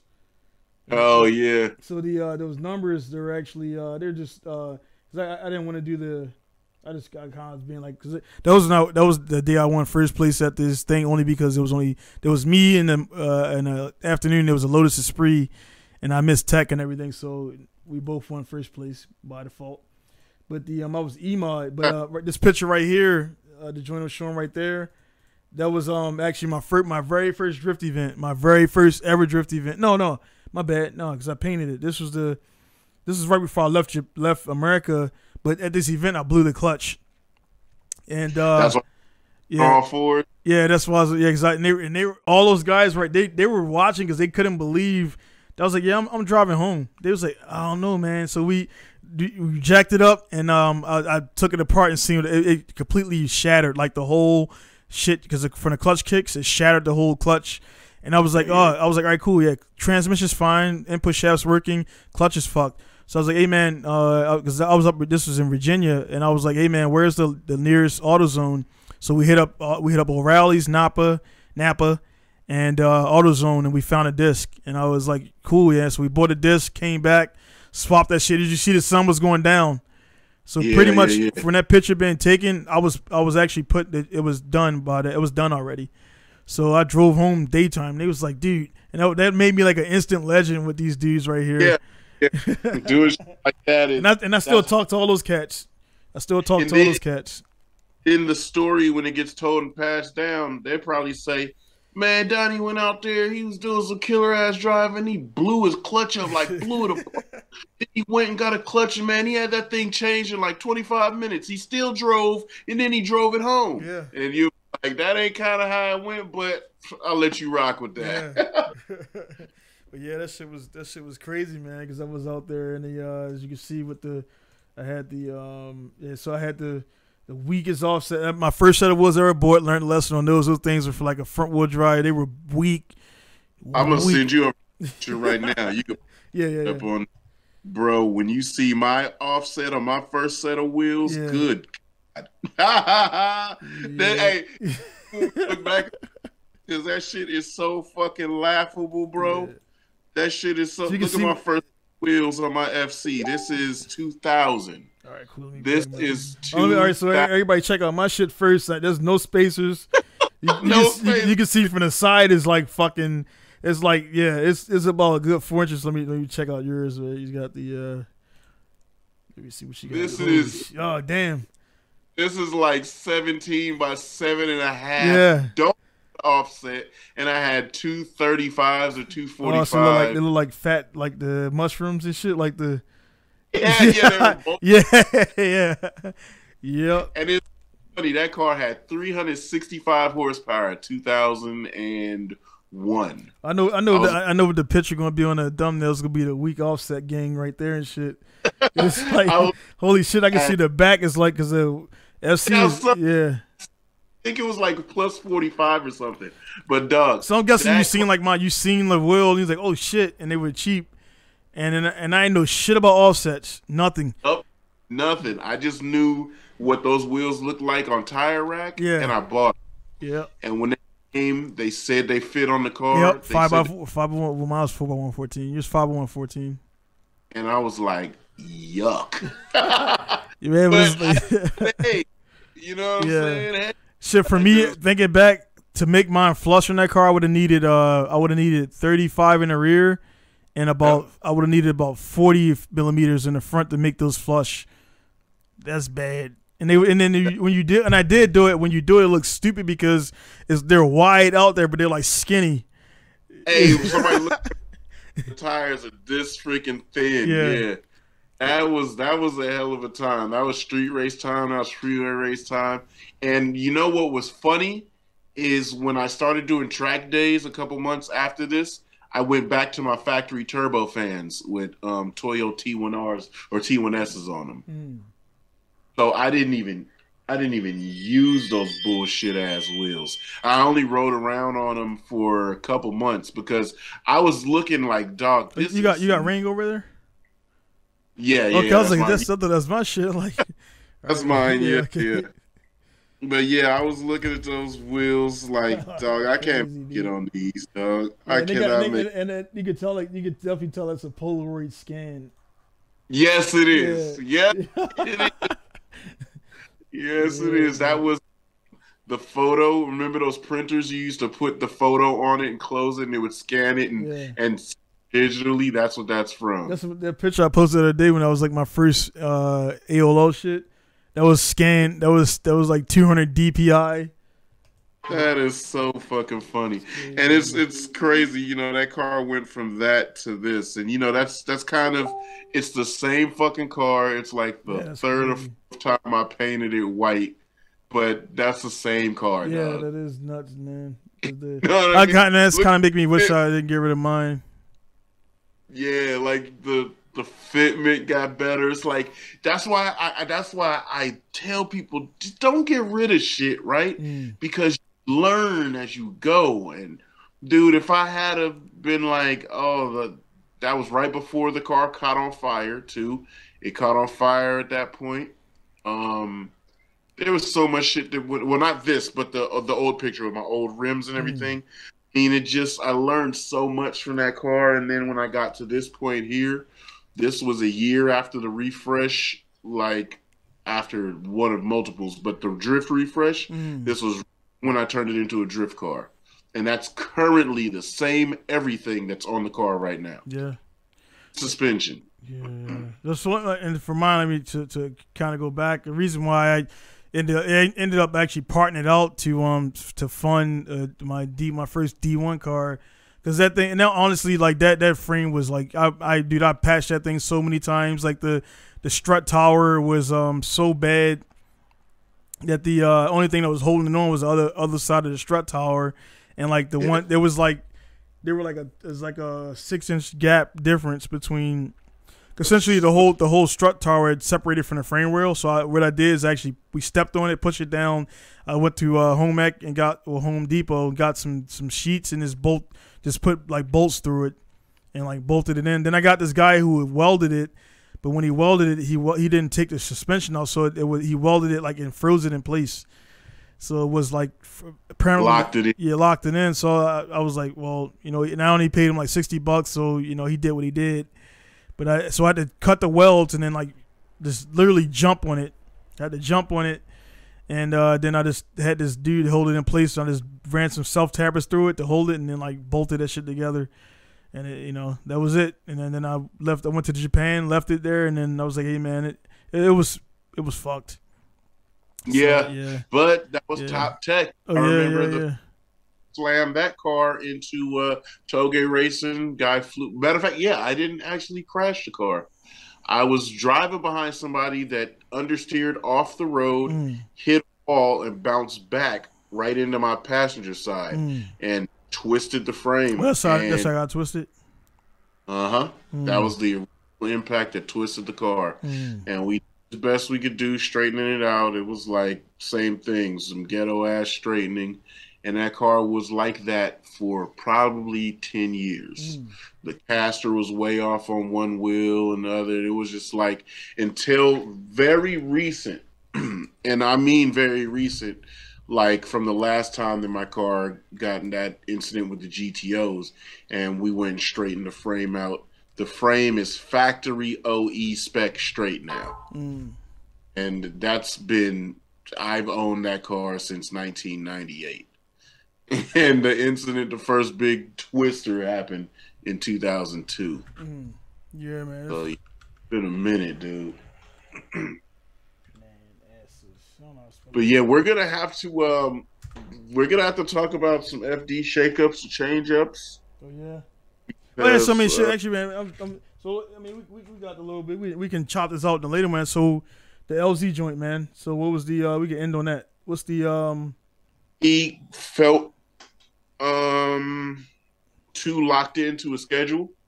He felt he didn't have enough freedom to do. That was, I mean, honestly, that was quick. That was quick because I had my, before you go into it, I kind of had my, when he jumped on the team, I was like, great, but he's gonna see that you're dealing with you're dealing with Ford and you're dealing with a corporation, and you're, unfortunately, if you want to have this ride, you got to play ball, man. So I was like, oh, he played ball though, and he did inform that in the video. They played ball. He stuck with everything because he probably would have pulled out mid-season last year. But the thing is, Vaughn put it together. Him and Vaughn have an agreement, same sponsors, same partners, same everything from last year, but he only has to run half the schedule. So the events that he's going to choose to run will be telling. That'll be cool. Half the sponsor obligations, half of everything. So he gets to freely go do stuff, like he's doing a TV show right now that's going to be a month long. He gets to do a whole lot of stuff, but here's the key thing, because it's all about leveraging business. He understands his worth. I guarantee you the live stream is going to kick up through the moon when he's there and be dismal when he's not. And that is going to be able to be presented as leverage to FD. And remember, you and I talked about this, and I feel like he is going to be the first. It's going to be like WWE. He's going to be one of the first, if not the first, but he's going to be one of the wave of the first paid drivers. Because you see, FD is going to be paying, finally. They're going to be paying the winners. Not no $3,000-$4,000. That ain't shit. You know what I mean? They're going to be paying drivers around 50 grand. So is it a scale or? I believe there's a scale. I haven't looked into it just yet. But the word is they're going to be paying drivers. They're going to be paying them for their victories now. It's not going to be that nickel and dime. $5 grand seems like a lot to us, right? $5 grand to an FD program, that is merely half the tire budget for an event. So, or I shouldn't say half, but that's, I mean, yeah, they come with like 26 something tires. Yeah. So that's dog. You know, you could burn $1 grand with 4 tires, 6 tires. You know what I'm saying? So 26 tires, $5 grand is, that gets burnt up in tire budget. So that's nothing to an FD competitor. 50 grand? Now sounds like there's some shit to really ride hard for, right? So the thing is, bro, I feel like if it's not LZ is one of the first, he's going to be part of the wave that is going to be a paid tour driver. So the reason I bring up actually this is it's like all the timing is great, man, because you're talking about LZ. I'm pretty sure you probably recognize Brian Deegan from Metal Militia back in the day. His son just did his debut pro race over the weekend and in Houston, and he makes more money from YouTube. He doesn't need to race, like he don't. Right. But he trains. He's on Star Yamaha. He has the best equipment, and he has like of course his dad has put him in a position, and all these people were like going over there. I did a video on it, man. All these people, you seen it? All these people were going. So this is Hayden right there, and like he did all this and did all that and did all this and blah blah blah. I'm like, bro, but he still got to go out there and twist that fucking throttle, man. The only thing that's gonna get him any kind of accolades is that name Deegan on his back. Yeah. He's around all these cats, man. He's around all these cats they're vets, and he's getting the rub. And it's like, yo, dude, you can't. I just made the video, and I had dudes who I was surprised by some reactions of some dudes that I really kind of hold up in value. And I'm like, man, you're salty, dude. Like, I didn't say it because I didn't have to say it, but he was like, yeah, man, but watch, he's going to do. I'm like, bro, he finished fourth in his fucking first pro race in front of all these dudes who've been in his class for 10 years. Like, bro, it don't look. I don't care what you say, man.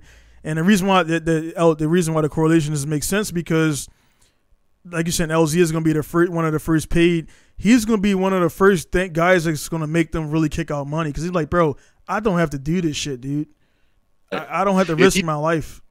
Right. So if you think about that at the business side, that name Deegan is going to be the draw. Yeah. His dad's going to be around, right? Marketing is ridiculous. Marketing is out of this world. So if he's making a ton from YouTube and he's that was dude, he was killing it, bro. He was killing it. 16, 17 years, just turned 17 last week. And look at the talent is going down. Yeah. So it's like if he's already got the deal with Yamaha, Monster, Thor, those are high names in that arena, in that world. And his sister, she drives NASCAR, Haley Deegan. Yeah. And he's getting his bread off YouTube. Look, he's still a little fat little cherub, bro. Yeah. You know that's not him. That's not him. Oh, okay. Yeah. He's fucking getting money, so it's gonna be something that has to be taken serious. Yeah. Yo, we want you in the series. The problem with MotoGP right now is it's not relatable. None of those motorcycles look like none of the motorcycles that we ride on the street. Right. Can't even fathom if we're 180 horsepower bikes. What the fuck do we think 300 horsepower feels like? That's crazy. That's how much they run. They're 300 horsepower. Wow. 300 how many cc's are those? I really honestly never looked into it. Like 990. Fuck. But bro, how the fuck do you hold on to 300 horsepower? They can do 200 miles an hour like that, but there's so much restriction in the tunes. It's like half power, 3/4 power. Then you get full power after certain gears, but it's not relatable. And then Rossi left. Where is the hero?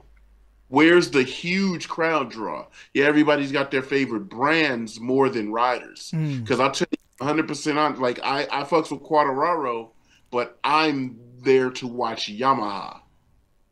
If Quartararo doesn't win, there's only 2 Yamahas on the grid now. Well, a guy like me, I may not watch the shit live. I may catch highlights on YouTube because there's so many KTMs, there's so many Ducatis. Guarantee a KTM or Ducati's gonna win. So that's what hurts them. So people, these series need names like this.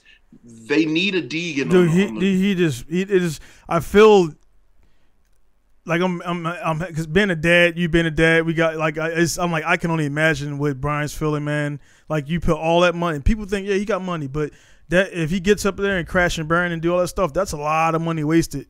That's a lot of money and potential wasted. Then Brian had put his own shit online to get him in a position, and he's like, "Yeah, well, you got to work now. You got to fucking work now." You know what I'm saying? So like the thing, right? So say Jalen, for instance. Yeah. there's an event coming up that I drove in a couple years ago. It went away because of COVID, but now it's coming back. You know, and I'm like, oh shit, this event about to be fire. So one of the dudes, he hits me, because I'm like, dog, it's right here. The fairgrounds is right there.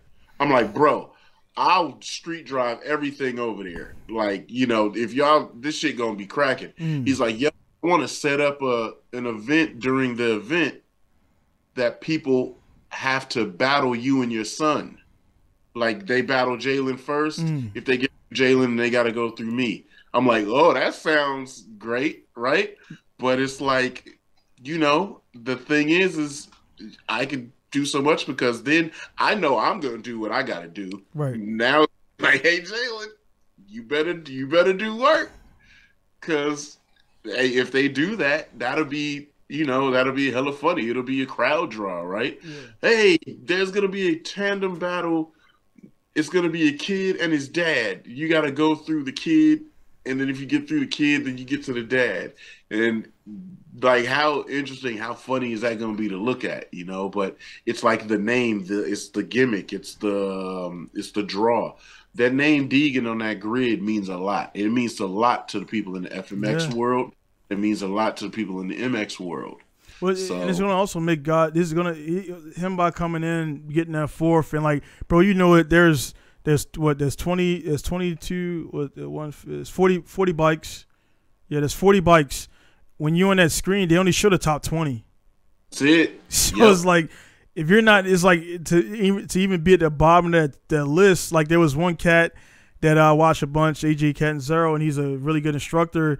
He just kind of he's doing his thing. He's good. He don't need to win. He makes more money doing his school and everything else. But he started training with these dudes that are the champs, the Lawrence brothers, and now he made like he really took it serious over the off season, made the main, and then like he was last. He was last in the main, and then he actually pulled off the track and was like, I'm done. I'm not catching nobody.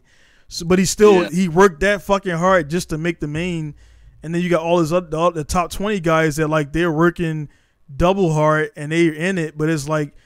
This kid is 17 years old. He got the material, he got the style, and I can only imagine what they're feeling like. I'm like, fuck, dude. This 17-year-old rookie just finished fourth in his first race, one position away from podium in his first professional race. And that's the drive, though. Yeah. That's the drive. He's going to sit there and say, son of a bitch, yeah. I'm on the step. Yeah.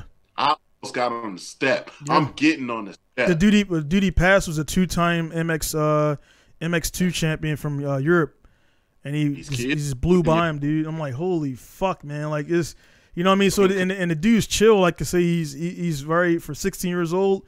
When you hear him speak, man, very mature. Because Deegan, that's AJ. He's walking right next to him. AJ's probably like, hey man, don't make me look too bad. He finished dead last, but he Brian would have him speak on the end of the YouTube videos. I'm not sure if you watch it in their stuff, man, but I'm gonna watch some now when I. But they pretty much when I met him, he was 14, and now he's doing his pro. So it's kind of cool to see. That's kind of like me watching Jalen. It's like, you know, if he does what he does, man, I'm like, dude, I've been watching him since his first track day. Yeah, and it's just crazy, man. And this, I did my thing on it, and I was just getting to the age thing. Like, it don't fucking mean nothing.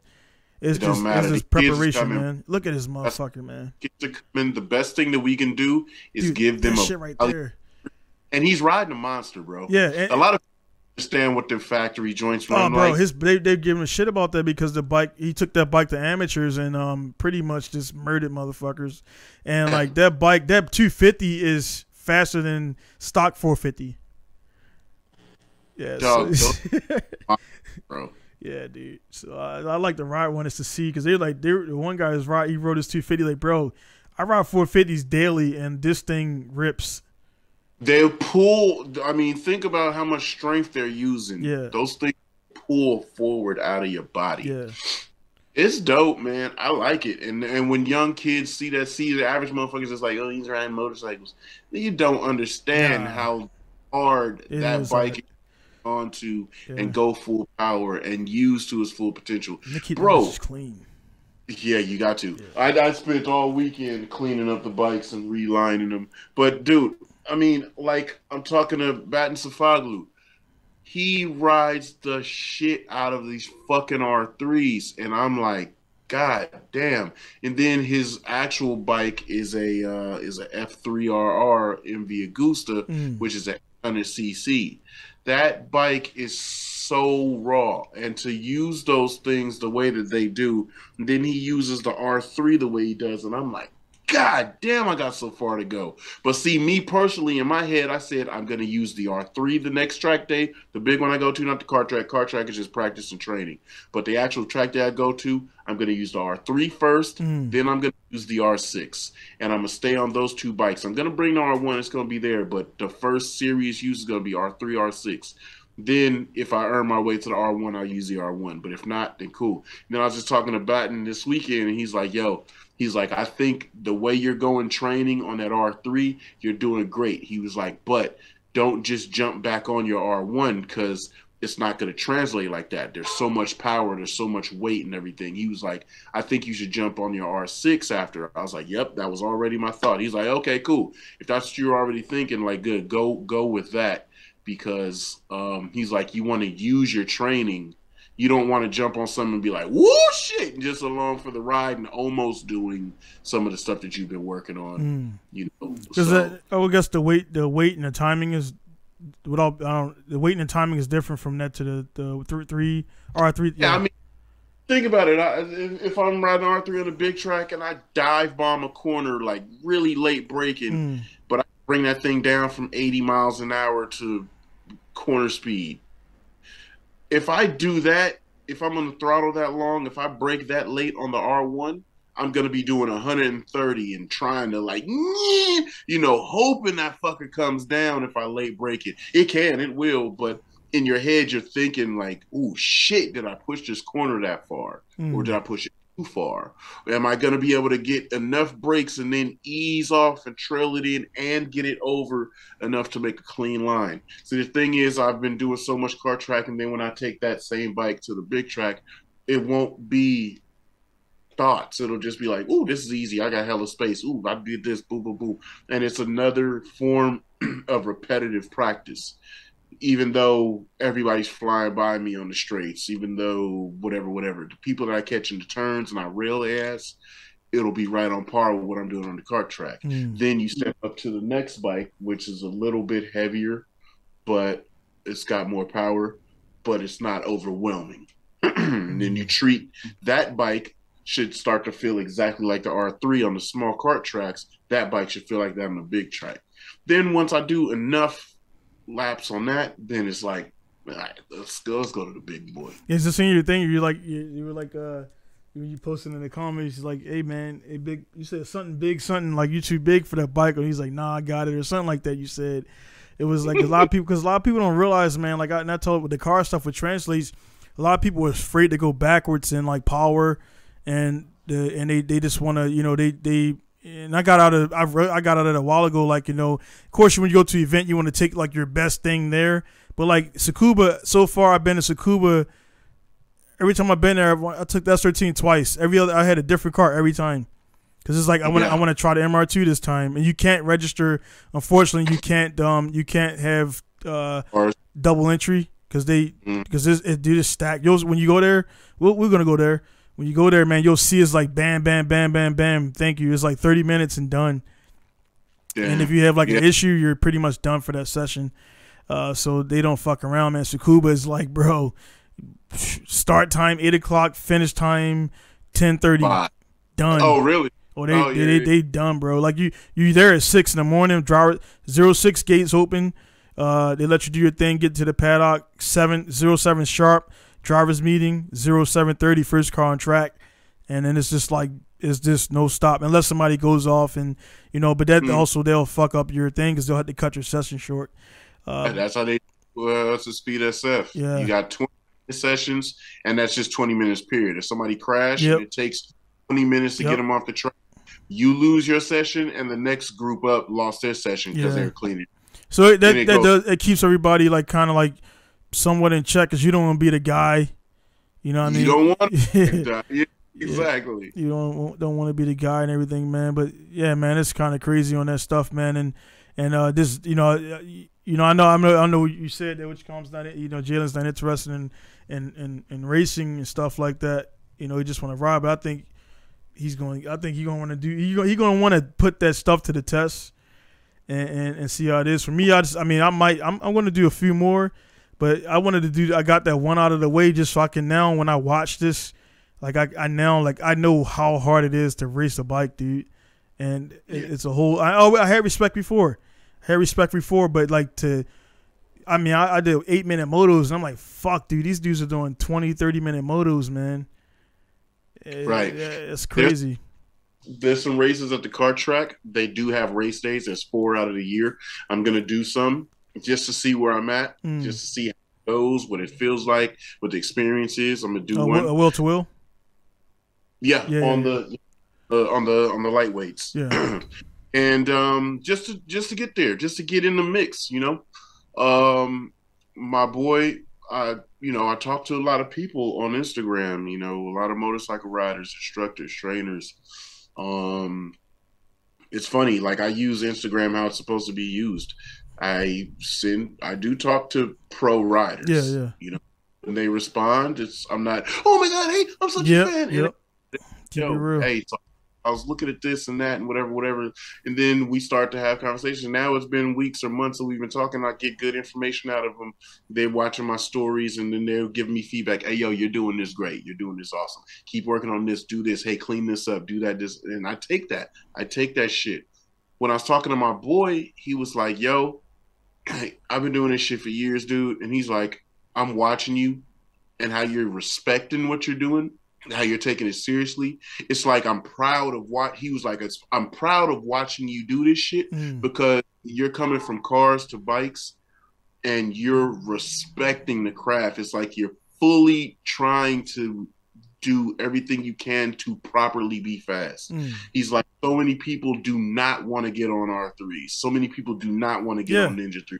And we'll go straight up to the top. This on that.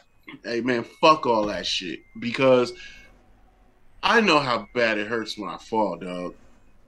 That shit ain't no joke. And I don't want to fall on this bike that I know costs thousands to build. This R1 cost me thousands to repair that wreck. Tiny, fucking, stupid, insignificant wreck. And it cost thousands to rebuild. If I fall on this R3, it cost me $300. I replaced a clip-on, I replaced the slider. We was back out.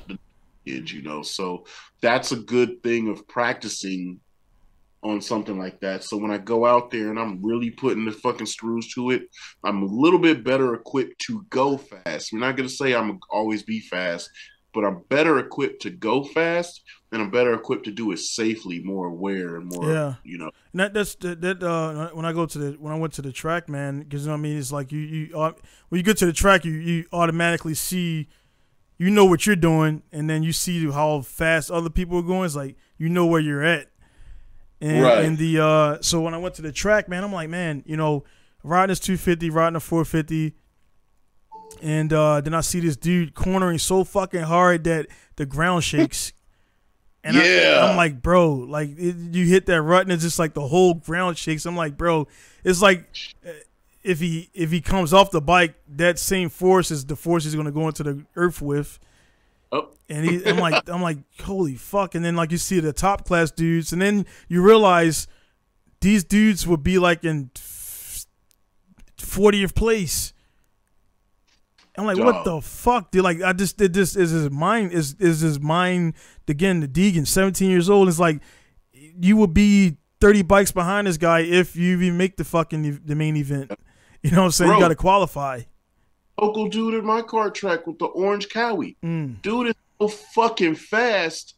It's hard to keep pace with him just one lap. Just one lap. But if he went to go ride like World Super Sport 300s, 400s, who knows what he would do? That's crazy, man. That shit. I just feel like motorsports, man, because there ain't no fuck. Like, I mean, you can fake a lot of shit. Like, you can fake the funk and a lot of different things in life.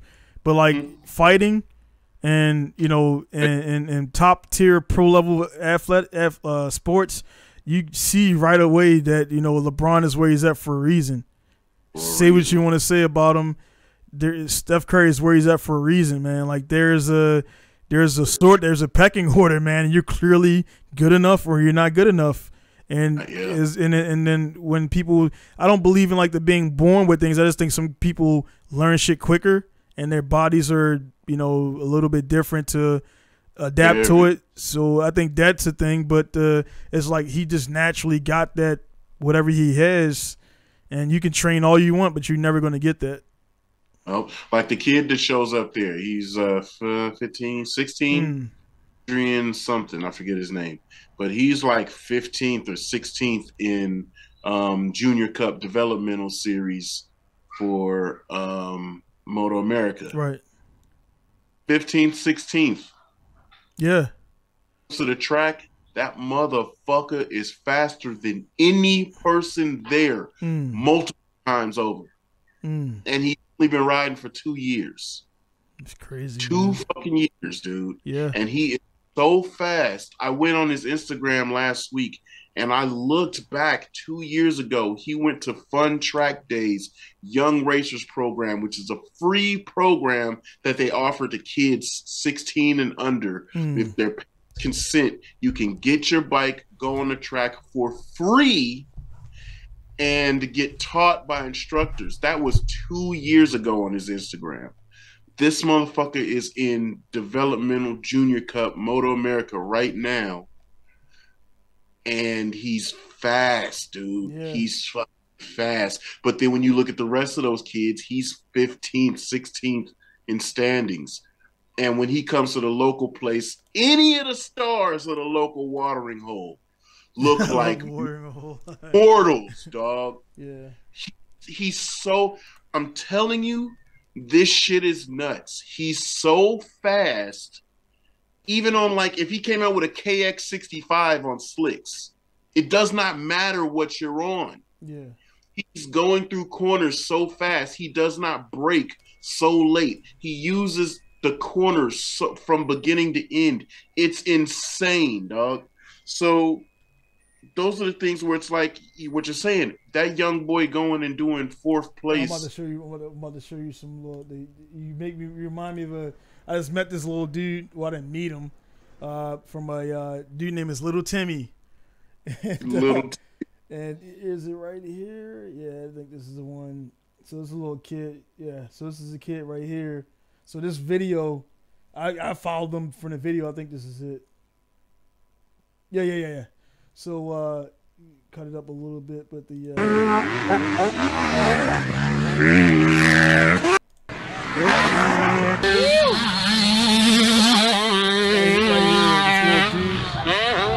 so the little dude is ripping so hard that the fucking champ, the dude that's a champion, is like, who the fuck's this little kid? Yeah. Wide open, dude. And it's like, I think he's just ripping, dude.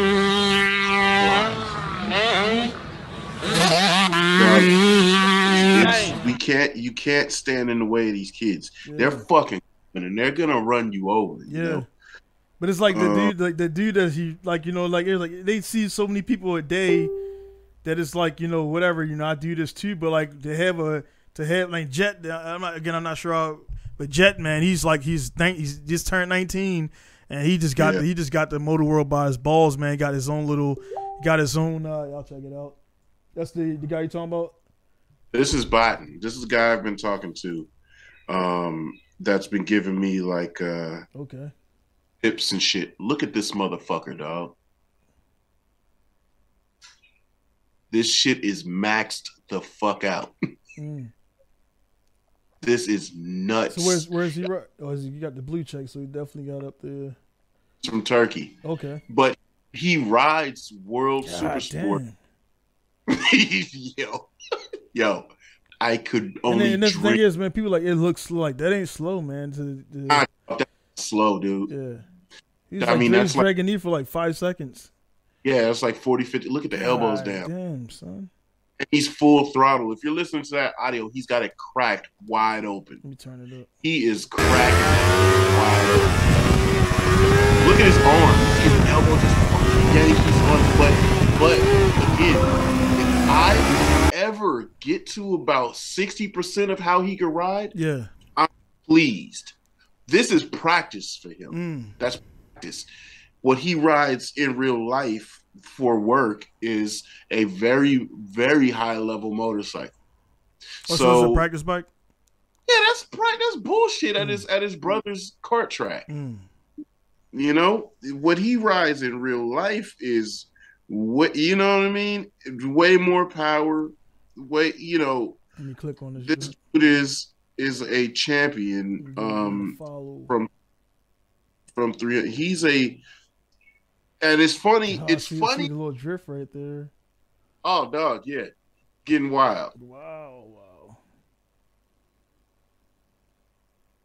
And it's funny as shit like because on the side of the fucking tire, bro. Yeah, dude. I had no clue who he was. In the right? cart, that's dope. Car chase. That's the camera.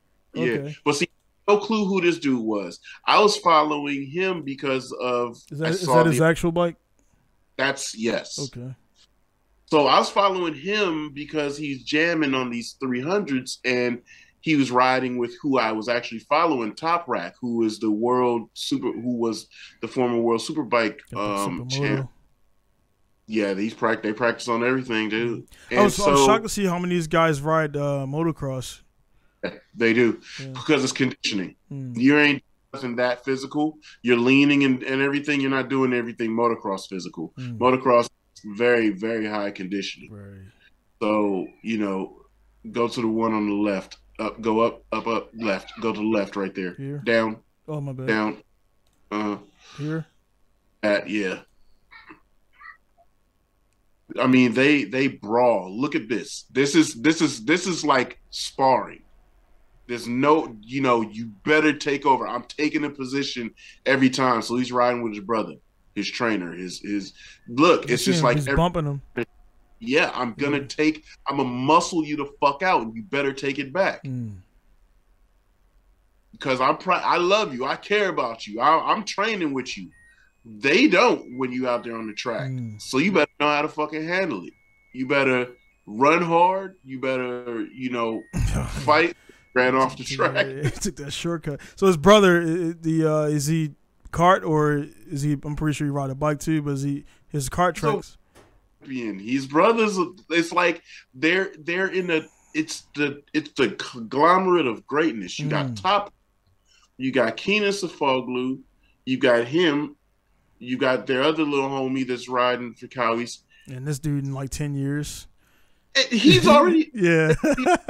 Dude, that dude again, man. What people need to learn from this, man. I mean, again, it's just the sheer joy for other people, and it's like, bro, you surround yourself with this. You have no choice but to be good, dude. Like you surround yourself with a bunch of like shoulda, coulda, wouldas and shit, then you're gonna become that type of person. Yeah. You know what I'm saying? So, but I get so much motivation from these dudes because they're doing it with it's a group of homies, friends, family. And, you know, it's like, damn, man, I really be trying to put my homies together and go. But most of the time it's just me and Jalen. Yeah. So my destination is literally for me to get good with Jalen, for Jalen to be good. And I don't care where he takes it because he's going to have the talent. And, you know, my job is to be as hard on him as possible. To battle him. When I start feeling like this motherfucker's getting fast, I like the cone training right there. Yeah, they training, yeah. So, you know, it's like it's that kind of shit that push, and then each of these guys that hang on this group, they're all world champions in their respective class. They all have gotten championships. They've all continuously get podiums. They've all stood on the top step on the final where it counts. Yeah, and the rub is real big because like so just so we talking. I was talking about AJ. I'm about to pull up his page, but AJ, man, like he was working with the Lawrence's brother. Well, Jet is multiple time champion in motocross. He's about to go up. Like he's just kill. He got the donuts. He got all this other stuff, and AJ kind of just been like hanging out with him. And doing all that stuff and everything, and people were like, dude, you hang out with these world champs, but you can't even make a main. And then he was like, well, fuck this. And he got his school, he got his stuff going and all that stuff like that. And he's good. He don't need the money. He's good. This is like fun for him. So it's crazy to be a top level dude doing this for fun. You still qualify, but he doesn't get it. He qualifies, but he doesn't make the mains. But he's been riding with Jet and Hunter, and Hunter's on the West Coast. They got East Coast, West Coast.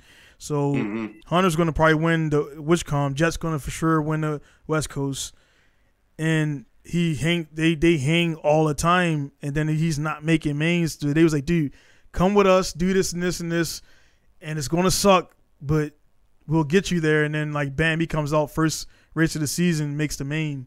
And for him, it's big because he became known as the guy that he qualifies great, but he doesn't make the main. Right. He became known as that guy, and then so everybody kind of like gives him shit and everything. Awesome rider, world class, but it's just so many fucking levels. And then you had Deegan, who finishes fourth, and this guy has been around since early 2000s, man. Yeah. So you know, yeah, dude, it's crazy. But and also he's riding a stock bike though. Yeah, and then that's the other hard part that people don't think. You got a pipe in the you got a muffler and tires. Yeah, having just enough to qualify, just enough to get out there. Yeah, you can work yourself to death. But the thing is, it's crazy though. AJ has the money to do. He has the money to build a factory level bike, but he's just not. Yeah. Done. Yeah, he just don't. To do it, yeah. And then somebody said too, like, you know, it was like funny. He was like, you know, one of the older riders came up to him. He's like, hey man, only thing wrong with you is your will. He said, what did he say? It was funny as shit. It was like your natural selection meter is a little higher than the other guys because like they don't give a fuck, and you kind of you care a little bit too much. Like if you go clear a triple, and then you go over the handlebars, you're gonna die. You're probably gonna die, and like he cares a little bit too much about his well being, and as a result, he don't make mains, and it's crazy. Yeah. So that's crazy, man. But hey, man, we turned the thing from a movie to a bike thing, but it's all good because that's what we do. But we'll get some stuff together when we go pod, and we'll talk about these changes. Oh yeah, for sure. Yeah, that was. But again, that's not shocking to me about LZ. But all this kind of translates to we got to start talking about this other stuff, man. But and then I know S has stepped back. S got his championship, so it's like, you know what I mean. He checked off a box that many would never check off. So hey, he said all I wanted to do was win the championship. He said I came in the series in 2009 and 2010. Yeah, and he and I wanted to win a championship. I did that. I got that. And he did it, and the way he did it, you know, with our guy Stanbro, I really that makes it even more because he did it with one mechanic, like you know, he did it with one guy, like, you know what I mean. I'm not saying that people like, oh, you don't like team, like, dude, I don't like 30 fucking dudes to do something that takes 2 people to do, man. Yeah, I don't like that because you're in the way now. Yeah, you're in the way. Fans, we got this. Yeah, so that to win a championship with our guy Stanbro, we had on the podcast. Go check out Stanbro Williams and everything. Very, very good to go guy. He rides moto as well, and he does street bikes and stuff like that, man. So to do that with one mechanic, and like Lex said, man, that they were, you know, with JTP, they about to go eat some steak, and he's like, I'm gonna go in there. I'm like, I gotta fix this diff. You know what I'm saying? And you can't really get in there because it's somebody else's program. You know what I mean? So he deserved everything that Stan got and where he's at and what he's done with the off-road trucks and all that stuff, man. And if you know Stan or whatever, and guys will be like, "Oh man, must be nice." Like, yeah, it is, bitch. It is real nice. After I put nice. That, it's nice. Yeah, because y'all don't know. It's real nice. Real nice. I'm working on shit by myself in the cold with a headlight. Batteries going dim, you know, the lights going dim and shit, man. That's I think I'm gonna see Stan at the event here in in the next 2 weeks or whatever. So yeah, I kind of got a feeling, man. It's going. I'm gonna see that shit, but at the same time, I've been doing it for the last 5 years, seeing events like fuck, man. I wish I was there. We getting out. We gonna get you out here, man. Yeah. But so in a nutshell, man, I was gonna go to the event.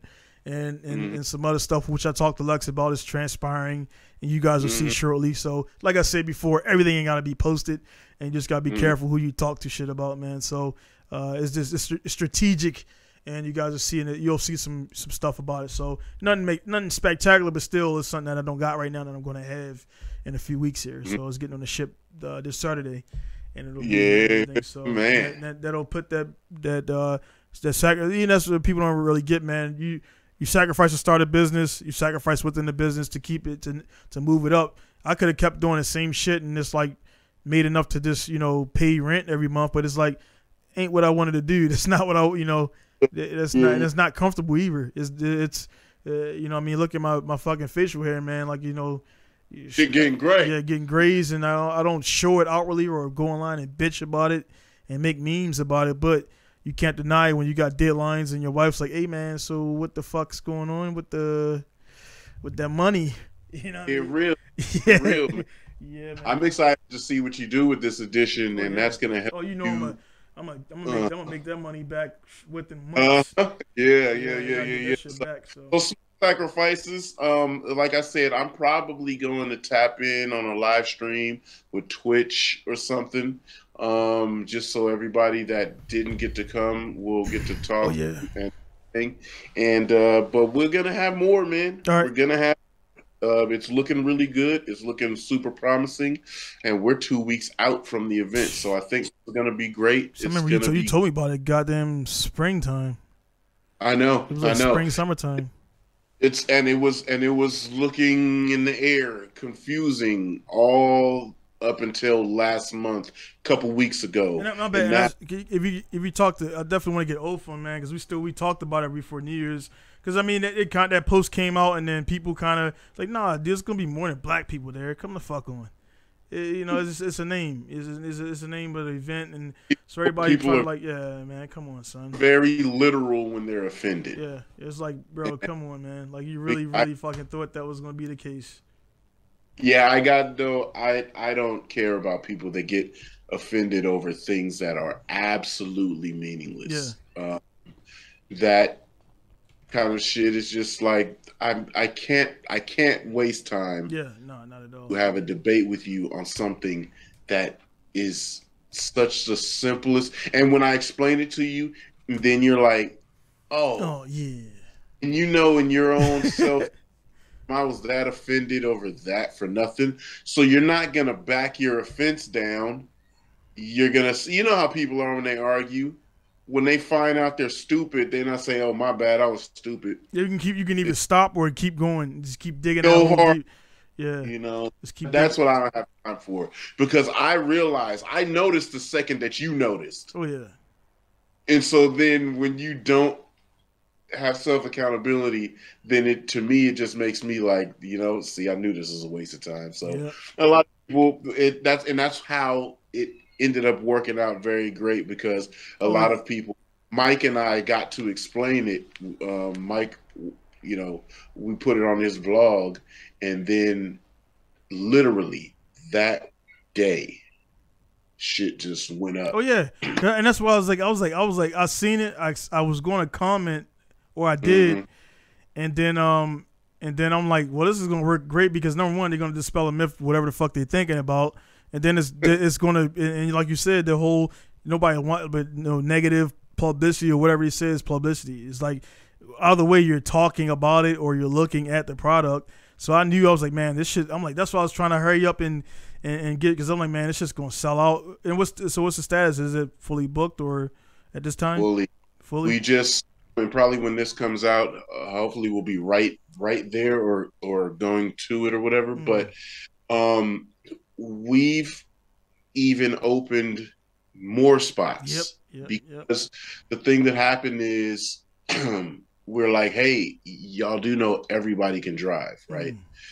We explained the whole thing, the process, and then people were like, oh, okay, I'm in.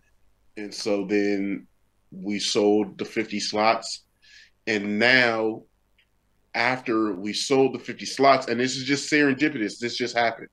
It wasn't planned. We didn't talk to nobody. This didn't happen. After the slots got sold out, and we're like, okay, cool.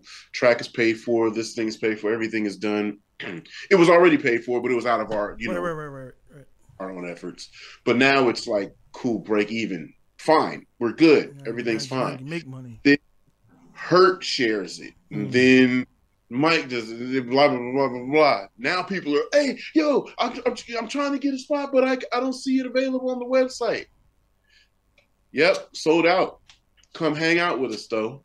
You can come support us. You can come to the event. This isn't like the social event of all social media, so you're not getting from this. Maybe people see it as such because they see people on the flyer, Hurt shares it, whatever. But the point about it wasn't for you to come have a meet and greet with YouTubers or famous people. That's not what this event is about. This event is a nice little gathering, social gathering. Meet the homies that you've only seen on Instagram because we haven't gone across the nation back and forth. All of us are regular people. We're regular dudes with regular work schedules. It's really tough to take off and pop to this side of the nation and to this side of the nation and down to this part of the nation. So, hey, anybody that can come on about this time. That's why, like you knew about it in spring. We let everybody know a long time ago so that they could make adjustments to come and do it. So if everything works out, everybody gets to hang out in one place. So I probably would have been maybe the only international guy, kind of. It's like, fuck, dude. Just for now, right? Yeah. Year we might get the twins from Germany, and who knows. But the thing is just like, it's just come hang out with the homies that you already know, make a physical in-person acquaintance. You might be meeting somebody that's just like you, your best friend, your homie, and then which is the key thing of all of this, they're bringing their homeboys. They don't have to be black. They don't have to be, you know what I'm saying? Because a lot of dudes, like Josh per se. Josh wanted you to come, and he wanted to lend you a car just because he's like, oh, that's my OG homie from B-More. Hell yeah, I want to do what I can do to get him here, right? There's a lot of, aside from all the ugliness and the weirdness that certain people, and oh my God, we've seen the worst of some of you people in this industry. Trust me, you motherfuckers have been seen. You motherfuckers' real intent and thought process and how y'all feel have been seen. Have we put anything out? Nope. But trust me, we know. Oh, yeah. And you thought you were saying this shit to other motherfuckers, but they were sending it to us. We know how you feel. Yeah. It's okay. We're not going to treat you any differently. Motherfucker, just know that we know. But the thing is, the people that ain't ugly inside, that don't really have that shit in them, they want to support. Hey, yo, my partner's car is down, but I'm going to lend him my car. It's cool that I come, right? Hell yeah. This is not what I thought it was. This is everybody come. Yeah. That's what it is. It just has the name of the group, the joke, because it's an inside joke. It just has the name of the group, but everybody's welcome. Everybody can drive. Everybody's going to have a blast, and this is going to be great. So yeah, your homie that came, that brought his Mexican homies or his Asian homies or his white homies, that's what this is about. Now you get to meet him and expand your friend group with his friends. That's what the shit's about. It's not about, people got the bad conception of it, and it's almost like we have not addressed it because we don't want to. We want people that are not intelligent enough to think past that, to understand that. But when we get there, because we've got 2 days of drifting, we are going to have a nice group talk, and everybody that comes to support, we got nothing but love for them. We got some special stuff for them, because those are the people that see it as it is, that see through whatever weird thing the other people that see it a different way see it as. So that's the unity, that's the great vibe that we're putting out. And again, this won't be the last one. And hopefully once it's over, once it's done and it's had and been done, and people say, "Yo, that was a great fucking event." I can imagine. Like, that's a cool thing about now with this stuff is like so many. A cool thing is to have like a lot of guys in the same place that all run their own different media. And so you'll see the event through their eyes and how they want to edit and stuff. So you'll have like 30, 40. Like when I did the AMP thing at the Atlanta Motor Speed Park, there was like, of course, LZ been there. Everybody's seen this shit. My video got pop on it. And then it's like you see all these different videos and how people choose to edit. And you see it different ways, man. So that's a cool thing that's kind of, at first it's like, fuck, that's lame. But at the same time, you get to see how they see it, what they want to show and things like that. Right. Yeah, right, and it's free reign. We're literally just trying to provide the faculty for the get together. We want everybody to have fun. It's going to be a great time, and the vibe just has to be good. People peg the shit wrong from the get-go, and it's crazy that certain things were said, but then they individually know or seen or watched us individually over the years, and you never once saw a bad vibe come from us individually, but just because a name or label of a group got put on it, the nasty shit that we've seen, dude, I tell you. Oh yeah, I can imagine, man. Humans are disgusting. Yeah. Humans are disgusting, man. And that's not the environment that we're putting forth, and that's not the world that like I want my kid growing up in the motorsport doing. So the environment that we're making February 18th and 19th, that's the fucking environment that my kid's gonna flourish in. The good vibes, no matter who they are, the solid connections getting made there in person. And then even if we don't see half of the people again ever, and you're only still interacting on social media, you have at least met them in person, and everything's good to go. And aside from the fucked up shit, we've gotten some really good DMs with nice industry connections that want to work with us on further events, future events, things like that. And Doug, things look great. Yeah. So if it's something that we can continue to do annually, great. If we can pop off on any different side or section of the nation, great. The point is just for hangs to happen. So this shit's gonna be dope. I'm trying to bring every car that I can, and we'll continue to do it, and we'll do this shit some more. And like I said, maybe next one we're gonna get you out here, for and sure, man. I'll have a turbo RX-8 or something. Yeah, like I say, the whole deal with the thing I got coming up, man. Like that's definitely gonna. I foresee this potentially being like my probably my second or my top year of like what do you want to call it, the income, because it's like I mean, you buy you when you expand your business or add stuff to it, man, it adds more services you can offer, more money, and also the money I'm going to save by not going out to the other places I was going to. Damn right, because I know how much money I spent on those situations. Yeah. So it'll be personally. Yeah, so it'll be have my wife looking at me sideways like, "Hey, man, I know. I mean, I believe you, but I know. It's like, yeah. I was like, all right, man. I was laying it out. She's like, all right, cool. You can stop talking. I believe you. Like, yeah, man. So cool. Hey, man, Lex, always, man. It's always good to chat with you and everything. And I never look at it like because we just talk and vibe and everything. So the movie thing was it.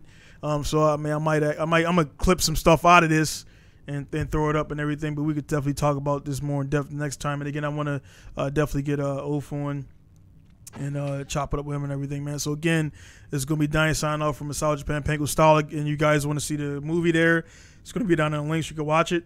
And so the next time we come back for this particular movie review, we'll have part 3. Sorry about that.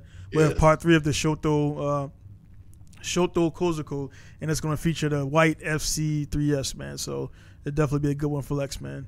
But again, man, Lex, thank you for your time. Everybody out there, again, you know, if you want to like, subscribe, share, do your thing. Of course, go ahead and check out KOE Family on YouTube for all the coolest stuff out there. So like I said before, ain't got a ton of subscribers, man, but like I said, I'll put out content against anybody out there, and it stands up. So, and no clown shit, you know what I'm saying, out there. So, no clown shit. No clown shit, man. So, real outfit. Yeah. Only the real. Keeping it real but fun. Like I said, we ain't stuck up, but you know what I mean, we ain't gonna do certain things either. So, but it is what it is. So there again, guys, check it out.